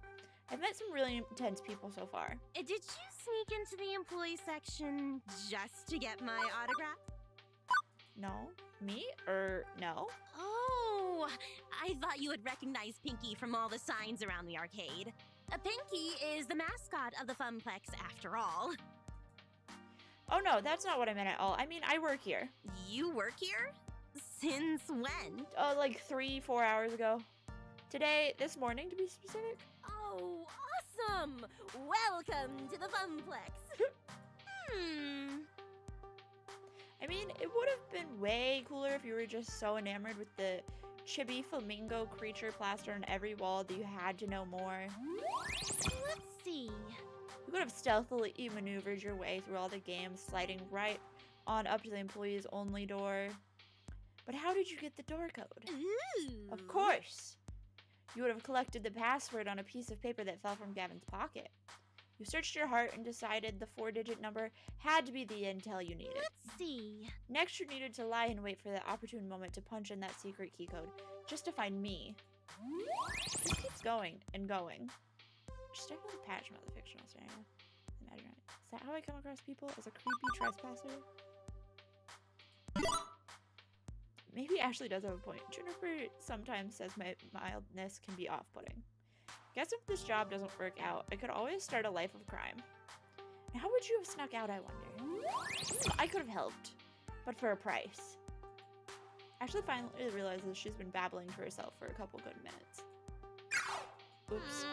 Sometimes I get swept up in a good story. I mean, I gotta find a way to make this job more interesting. Is it really that dull here? No, not really. I just crave a different kind of excitement that beeps. Oh, different kind of excitement than beeps and boops, screaming children, and broken machines. You aren't really painting the best picture here. Ah, jeez. I don't mean to be a downer. I just want to move up in the world. I've got things to accomplish, dreams to fulfill, cosplay to make. Cosplay? So we switch topics. It's like she's a completely different person. Ashley's eyes light up and she smiles. Yeah, you know, like dressing as your favorite video game or TV character. I love it. So empowering to be able to make your own costume and wear it proudly. It's even better when people recognize what character you are. Empowering, really. Granted, she certainly had the power to stop my heart for a few beats. Yes! Definitely. You want to try? Got a favorite game character? I can help you make your first cosplay if you want. In fact, I made this one. I think Ashley's pointing to her flamingo costume, but it's a little hard to tell with her hands as feathers. So Pinky is your creation? Intentionally? Yep, it looks pretty good for my first mascot cosplay, doesn't it? If you're going for terrifying this, I don't know heads from tails, but I can appreciate it. I'm all thumbs when it comes to stuff like that. Literally, if I get enough thread running between them. I'm pretty impressed though, Naomi. He was going on about craftsmanship of games. Clearly you're digging on craftsmanship of costumes. Oh, thanks. It's nice when hard work is appreciated. I worried around the Funplex to liven up the crowds, get people pumped to play some games, and the kids seem to adore it. That makes sense. Although, the arcade has been completely dead so far. No crowds to pump or kids to be adored by. Hey, secret between you and me? Ashley motions for me to come closer. She leans in, glances around the room once, and then talks in a hushed tone. I did some repairs on Pinky overnight. I had to research the left arm, and I was giving her an old test drive to make sure it doesn't fall off. Huh, limbs falling off seems bad. Oh, it was! Yesterday I was dancing with a little girl. Must have been like 5-6 years max. Anyway, we were next to Showtime stage when she tugged on my arm, and whoosh! Off came the arm.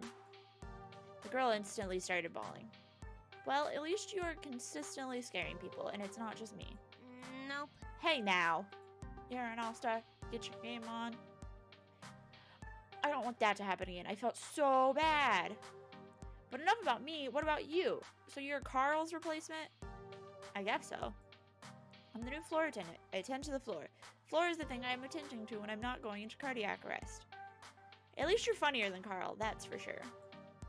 I can't wait to go home and tell Juniper. I do have a sense of humor. She'll be so proud.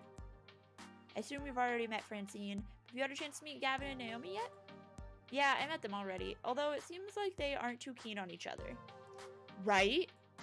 Ashley rolls her eyes and lets out a sigh. I wish they would hurry up and make out already. What? Yeah, wait. What? Seriously? So are they going out? No. But they always bicker like an old married couple. It's classic anime cliche. The ones who fight always end up together. Mark my words, Tori. Consider them marked. Beep, beep. Beep, beep, beep, beep. What's that sound? Drat, I set an alarm for when my lunch break was over. Time to go back to the grindstone. I didn't even get a chance to eat. What? That's no good. Tori needs her calories.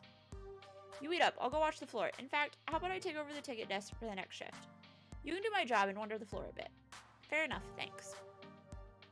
Ashley winks before her face disappears into the dark recesses of the inhuman mask.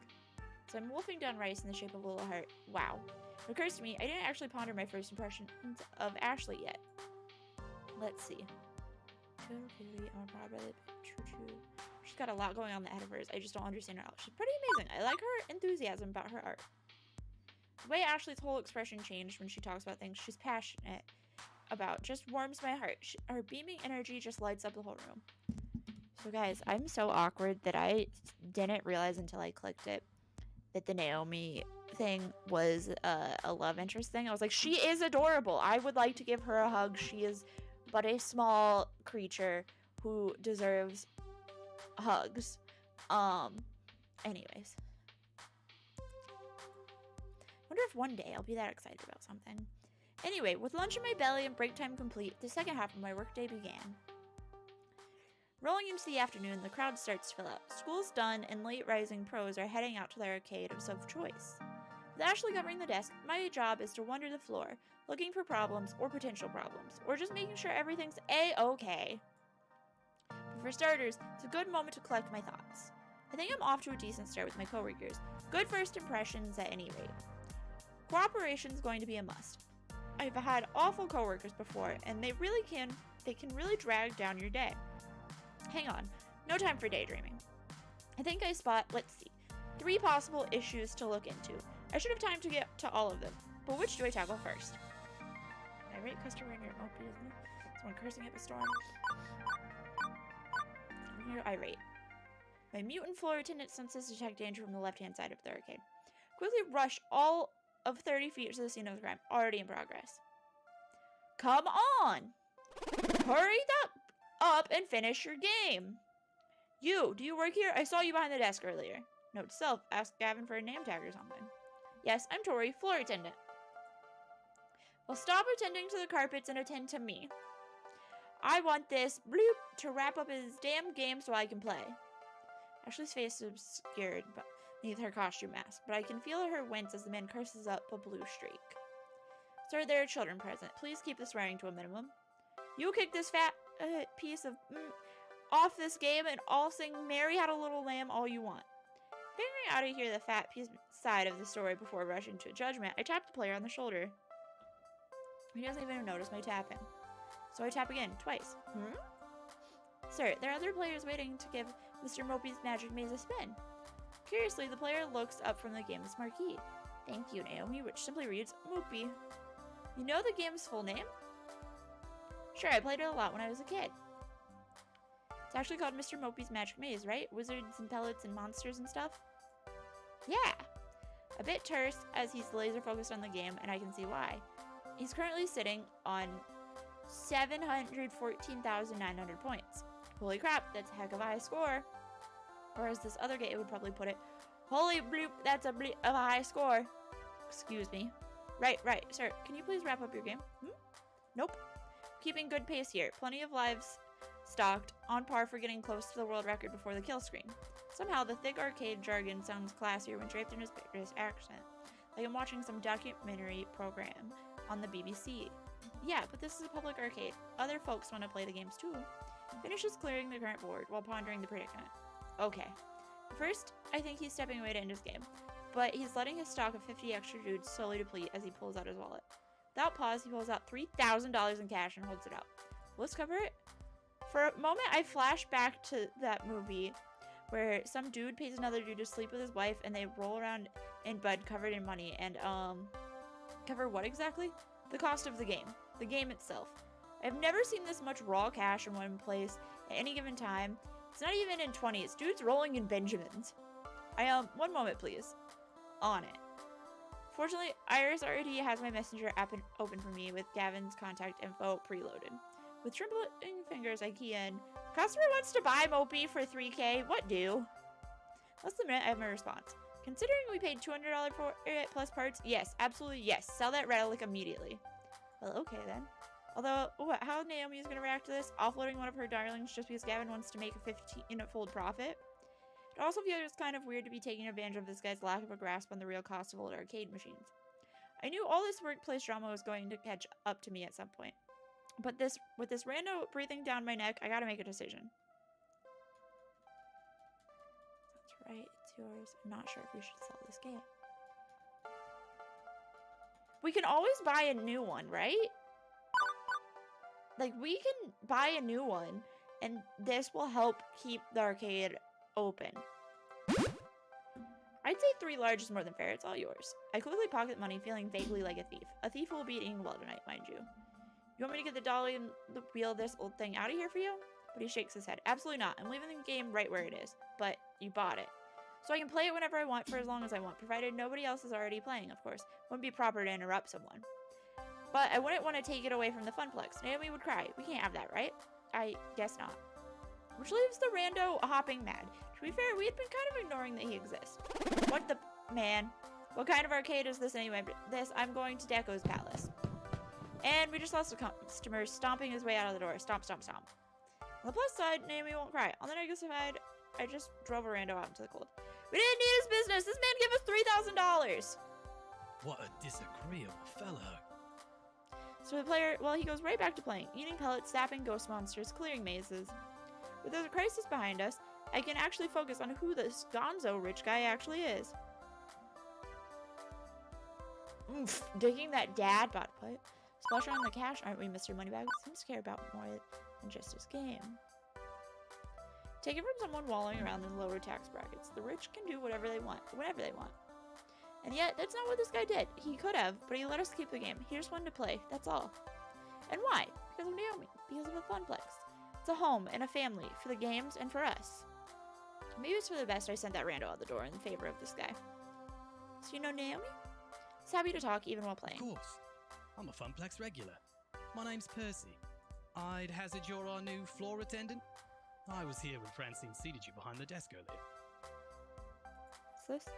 Screen region is off. Too far north. What? Oh. I was just informed that for some reason the game isn't showing up properly. Give me 1 second to figure out why.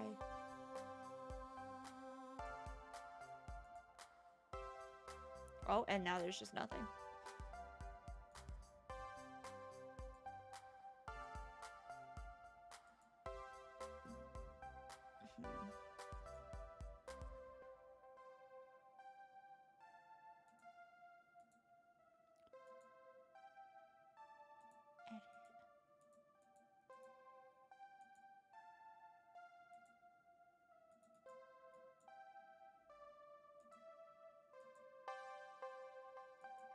What is this?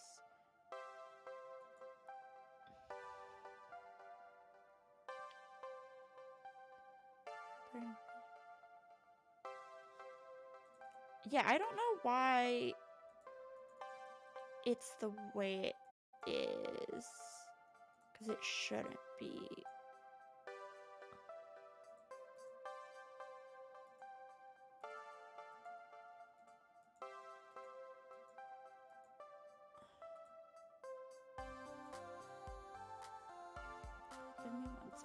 I don't know why it's cut off. At all, to be fair.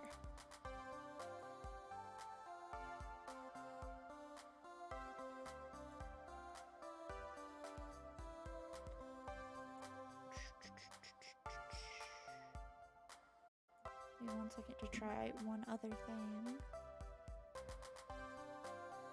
Not that one. This one. Nope. Okay, yeah, I can't fix it, so it's fine. You guys may have also just seen a bunch of stuff, but that's fine. That's me, Torbrilly, Well Arcade then, Wrangler. it's a pleasure to make your acquaintance, and I look forward to getting to know you better. Yeah, short POV. So, you've seriously just been playing Mopey all day? Huh. What can I say? It's my calling. Yeah. I actually owned a movie cabinet once. Had it in my flat. But playing it by myself, all alone in the dark, it's not the same. I need the atmosphere. The beeps and boops? No, those you eventually learn to filter out. I mean, everything. The games, the lights, the kids, the feeling of being in an arcade. I score my best when I'm in real-world conditions. It's all about the emotions, the laughter and the tears, the excitement of competition. I need that swirling chaos of human emotions around me to play at my finest. Naomi gets that. She keeps Mopey in top condition for the day I eventually land my high score. What's the current world record then? About 3.5 million. Oh god. This guy's been standing here since I was working the morning shift. Hours and hours, and he's still only about 720,000 into his game. Can't imagine him being in anything but top health condition to try this. Guy's gotta have legs made out of carbon fiber and a bladder of tungsten. I just let a few extra lives drain out when I need to go pee. Alright. Also, he may be psychic. I feel like I should let him get back to his game, but burning questions. They burn, like fire. How is he can't afford this game? So I'm gonna get your If you don't mind me commenting on it, that's a lot of money to just have on your person. What do you do for a living? This and that! Doesn't really seem to care to talk about his work. Not in a guarded way, it's just less interesting than his current maze. Maybe he's actually the head of an international diamond smuggling ring. They had the stones inside arcade games. Day trading. Huh? Day trading. Stocks and bonds. Anybody can do it if they have a head for the numbers. It's nothing really important. Or maybe he's a day trader. Don't think so. I don't feel people are defined by their work. I know the arcade is home to those who've made their passion into their work, but it's the passion that matters more. I have my passions, the same as anyone. I look forward to learning yours as well. Mood! When I'm not deep in the middle of a game, I mean. He's getting more and more distracted by the game. I should leave him be. I have to do a thing. About a thing. Be seeing you, Miss Braley. Yet another weird encounter in a string of weird encounters. By the end, he sounded more like the high score junkies you hear about in documentaries. Obsessed, driven, kind of strange. But that's not the impression I had of him from the beginning. He smiled when talking about not splitting up the arcade. Maybe I was wrong about him. Not sure yet. Let's see. What to handle next? Someone cursing up a storm. There's a lot of shouting coming from the center of the arcade, where Fist of Discomfort is being played. Remember Iris telling me all about it earlier today, while I was bored to death at the ticket desk. Fist of Discomfort, or FOD. Oh no. It's one of the most popular games in the esports circuit, and has been a staple of the scene for over 6 years. One year, Team Wicked Prodigies took on the Unreal and came back to win in the dying seconds of a tiebreaker match to take home a record $5 million prize pot. That's a lot of moolah. And how? Okay, so how does it work? It's a hybrid of real-time strategy and button mash brawling. Fight your way down the top and bottom lanes, clearing waves of ninjas to finally topple the enemy dojo. Is this League? But that's the action part. The strategy part involves using special abilities, purchased items, and ninja summons. FOD is sheer elegance in its simplicity, the way the different game systems interweave to form one masterpiece of esports perfection. So summon good ninjas, punch bad ninjas, smash dojo. I'd say bowling down a rich game of action and strategy played the world over by top gamers in such a way is a bit degrading, but sure, okay. All of which is super interesting and stuff, but right now all I care about is dealing with the loudmouth currently playing the game. The closer I get, the louder the yelling gets. Most of these are words that... What the What in the actual was that? No, those are definitely all words my mother would disapprove of. You've got to be me. There is no way that is even plausible. Those hitboxes don't even connect. This game, it all night long. Haha, get wrecked. Oh, this is far from over, scrub. Saved up a little something extra special for you. I've been baiting you into attacking my sensei, which you fell for hard. Oh hey, did I forget to mention that I bought an extra ultimate technique scroll from my dojo? Whoops, my bee. Wait, what? You haven't been farming. How could... XP share technique with creep waves. Take this. 5-fold explosive death claw technique. What? How did you defeat me? No. That's good animation. Oh, GG. GG, fodder. No one can defeat me, Queen Bee. Alright, you got a little roots. My dry eyes painfully blinking makes me realize that I've been standing here watching intently during that whole exchange. I'm not 100% sure what just happened, but that didn't matter. I was completely sucked in, couldn't tear my eyes away.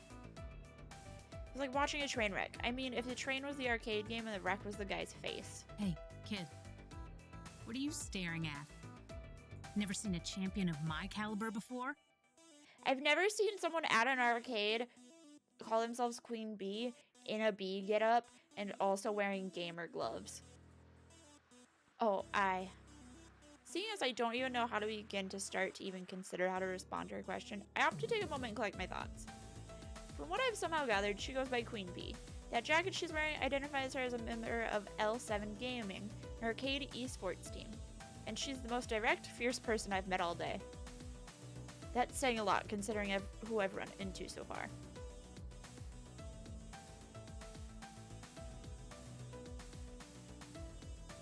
She'd be fun to hang around, no I doubt. Why so rude? Does she act this bluntly toward every new person she meets, or grumble whenever she's on the losing end of a fight? It's off-putting. What happened to good sportsmanship and being nice to your fellow human? Hey, don't just stand there all weird and quiet-like. It's creepy. You're creepy. She snaps her fingers to grab my attention. So, are you gonna quarter up or not? No, I'm not gonna quarter up. Think you can best the hottest rising star of L7? Probably not. From what I've seen, I couldn't best a scrub, let alone a professionally competitive player of this game. Nope. No thank you. Plus, I'm not sure I'm allowed to play games while I'm working. You work here? Yes. Yes, me. And what's your job? Hassling me? You bet. In fact, I was just hired earlier. I'm the new floor attendant. If the game eats your quarter, come to me. Ha ha ha ha! Wait, you're serious?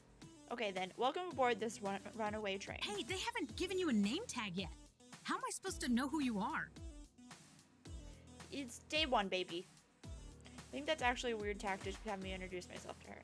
I'm Tori. I did technically just start working here 6 hours ago.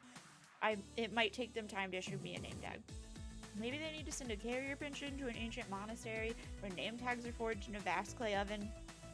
Nah, Gavin's just slacking big time. I'll talk to that silly boy for you. Make sure you get some proper respect. Thanks? No problem. We gamers gotta stick together. I'm Queen Bee, by the way. Aggro-style FOD lane pusher specialist for L7 Gaming. I figured that when you put your arms over your head, cheered and shouted, "No one can defeat me, Queen Bee." Hey, I do not sound like that.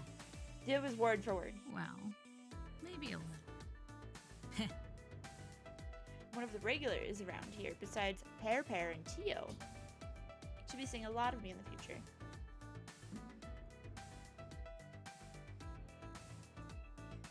Oh great, now she's even making my job into a competition. I hope there isn't a betting pool too. You look like a smart kid. You've seen one of my mini streams on the internet, right? No. I literally have no idea what you're talking about. Whoa. Really? Have you been living under a rock for the past decade?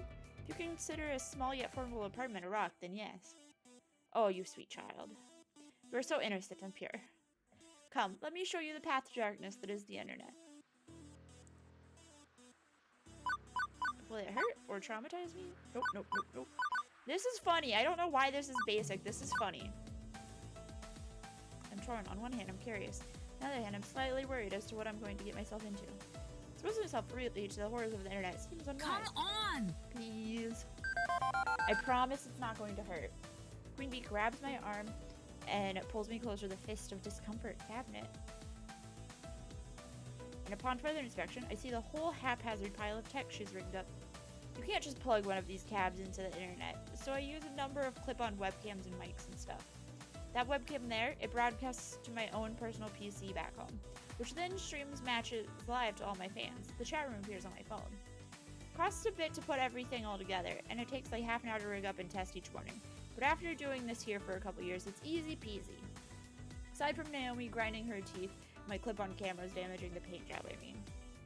Anyway, I prefer to stream from a Funplex than from home. There's so much to miss out on sitting by yourself lonesome with the console version of FOD. The crowds, the wicked trash talk, the community. Wait, are you broadcasting live now? Are we live right now? Nope, no way. No, that was part of my warm-up matches.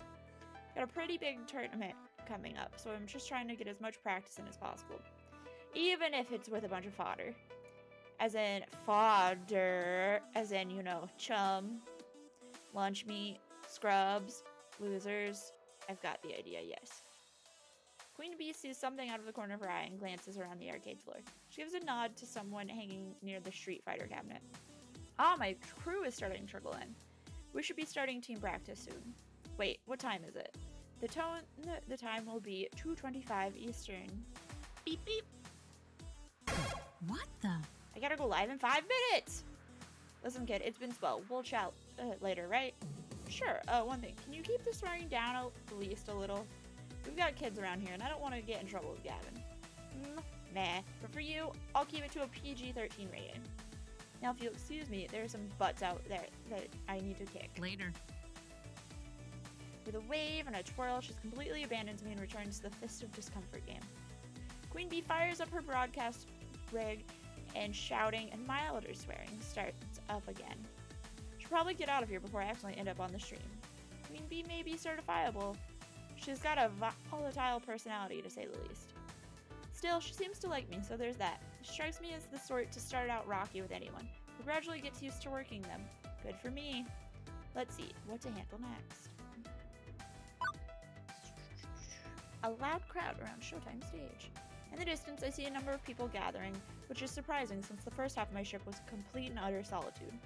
Don't get me wrong, I'm happy to see people do come to the arcade, but that's quite the crowd that's assembling. Like, larger than Queen Bee's team was. Rowdier, too. This has to be against some fire code, or safety protocol, or something, right? Speaking as a citizen that enjoys living. Having an escape route, in case emergency, is necessary. But time to clear the way and pave my own path to safety. As I approach, I see flashing neon lights accompanied by an upbeat Europop drifts. An auditory flashback right to 1980-something. I can't help but nod my head to the beat. A pulsating mass of people is surrounded a Showtime stage, cheering on the current player. The game itself takes up a whole corner of the arcade, requiring a fair amount of space to actually play. Showtime Stage is an ultra-modern arcade smash hit. It uses motion tracking sensors hidden behind the colored spotlights to check dance pose accuracy and score your sweet moves. It's pure dance fever. Can you catch the fever, Tori? No. I had my dance fever shots at the doctor's office earlier this season. As the dance ends, one of the players hops down from the stage and immediately starts talking to a young man, leaning up against the back wall. Did you see that, Tio? I got my first double A on the Stop the Beat. Hell yeah! Yeah, I did. You're doing great. Remember, last month you couldn't even pass that song. Totes impressive. I'm gonna keep practicing, and one day maybe even surpass you. Hey, I hope you do. And when you do, you can be the one who brings in new dancers and teaches them how to play. As the next song starts, My eyes shift from their conversation to observe the gyrations and intricate limb movements coming from Showtime stage. Feel my head bobbing and my foot tapping. Hey, it's a really catchy song. Can you blame me? I'm getting really into it when I feel a hand on my shoulder. Care to dance? How about you? You want to take the spotlight? What? In public? I think not. Dance with a hottie like you? Absolutely. Sure I can. Let's go. Back when I was stomping around on dance mat games as a kid, they had arrows. I'm not sure I even know how to play this one, but it has caught my curiosity. From previous observed conversation, this guy seems to know the ins and outs of the weird dancing game, and is keen to teach. Before I commit to getting down with my bad self, I think I should know a little more about what exactly that entails. Plus, I'm used to playing these games solo, less chance of stomping on someone else's foot that way. 'Tis a valid point. However, how can I resist to ask a gal such as yourself? You caught my eye the moment you walked over. Hey, wait. You're new here, right? Oh, he's talking to me. Yes, very. Name's Mateo, but everyone here just calls me Teo. Teo's the best! Greatest guy here! He's sort of like our leader, yeah! Oh, please, I'm nothing really. He looks directly into my eyes. Nothing as special as you. Damn. I just like to show newbies the ropes and teach them how to play. Our community is small, but we're all super close. I think you'd be a perfect addition to our gang. So, what do you say? Play our silly dancing game? Teo stretches out his hands to me. Teo? Teo, not Teo. Teo. Waiting for my hand to grab his. Go for it! Couldn't care less that I'm supposed to be working. As a kid, I remember stomping around on dance mats. Why not try out some hottest dance game? Even if technically don't know how to play it yet. Without thought, I take his hand. Let's do this. So I'm about to step on the stage, and all my shiver crawls down my spine. Glance over and spot Ashley standing behind the ticket counter. I know I can't see her face behind the mask, but I can totally sense she's glaring daggers my way. It's creeping me out. On second thought, I'm actually supposed to be working right now. I'm the new floor attendant, Tori. Really? But I haven't seen you around here at all. What happened to the other guy? He's actually pretty good at Showtime stage, now that I think about it. He's out. I'm in. It's currently year 0 of the floor attendant Tori regime. Hello there. It's an honor to meet you, Tori. I hope we get to know each other well. Indeed. For someone that loves Showtime stage as much as you do, I haven't actually seen you play it yet. True, most of the time during these meetups, I tend to let everyone else play. I go around to make sure everyone is happy and having a blast. But what about you and your feelings? Teo shrugs. My happiness comes from making other people happy. That's all I need in life. Which is all well and good, but I still need to deal with this crowd. How best to handle it.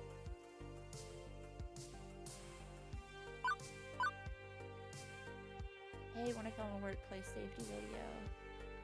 We need to seriously talk about crowd sizes. Can you disperse your fans for me, please? I know you're having a ball over here, but this crowd is blocking the emergency exit. By law, we have to keep a path present. Can't you let it slide just this once? For me? Nope! If I let it happen once, then it's going to happen all the time. I get it though. Your crew's passionate about this game. And that's a good thing. But a stampede on my first day at work would be bad for everyone involved. Could you imagine the headlines? Local arcade's floor attendant trampled on first day. Blood everywhere. Very true. I don't want to be checking my social media tomorrow and click the link to your obituary. We totes can't have that. I got this. Luckily, the song that was being played just finished. Teo jumps up on stage and cups his hand over his mouth. Hey, listen!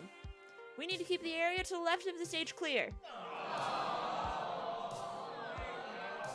I like my spot! Hey now, you know the deal. We all have to be cool about fire safety.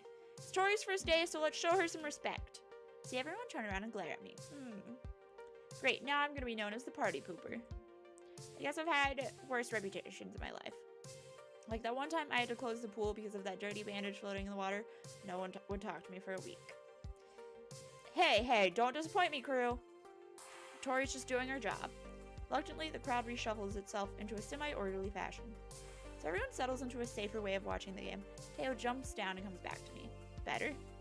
I know I'm genuinely impressed by how Teo can capture his community's attention. They listen to him, have the utmost respect for him. Yeah, actually, much better. Didn't mean to cause any trouble. Sometimes we just get so caught up in the game, you know? Of course you know. Hey, you should still join us later. Maybe when your shift's over. We'll all be here dancing until closing time. As long as that dancing is within the law, carry on. Officer Tori has spoken. Start to walk away, ready for my next venture when I remember something I should do. Turn back to Tail. Hey, thanks. No problem. Well, I feel nice and accomplished. I was able to uphold the safety of the arcade and make a new friend. I said it's pretty good for my first day. Even Gavin's got to be impressed, right? With that business sorted out, it's time to leave Showtime stage. The arcade is now at peace. My work here is done. Well, actually, we're a few hours from closing time, so my work here isn't quite done, but you know. Okay, we're gonna save here, and I'm going to end the stream. So yeah, this has been fun. I'm enjoying this. My throat hurts a little bit because I'm not used to having to read all the stuff. But, so if you want to know when we're streaming next, here's our Twitter. It's where we post the schedule, also post some memes and stuff. And then YouTube has our VOD, so you can watch those. And then, yeah, I will be streaming next on Friday night. And I'll be streaming ukulele. Here's our website if you care what we do as a company. It's got our bios. Eventually it'll have our Pathfinder compatible books, and there's a couple game reviews. Yeah. I'll probably pick this up next week. But yeah.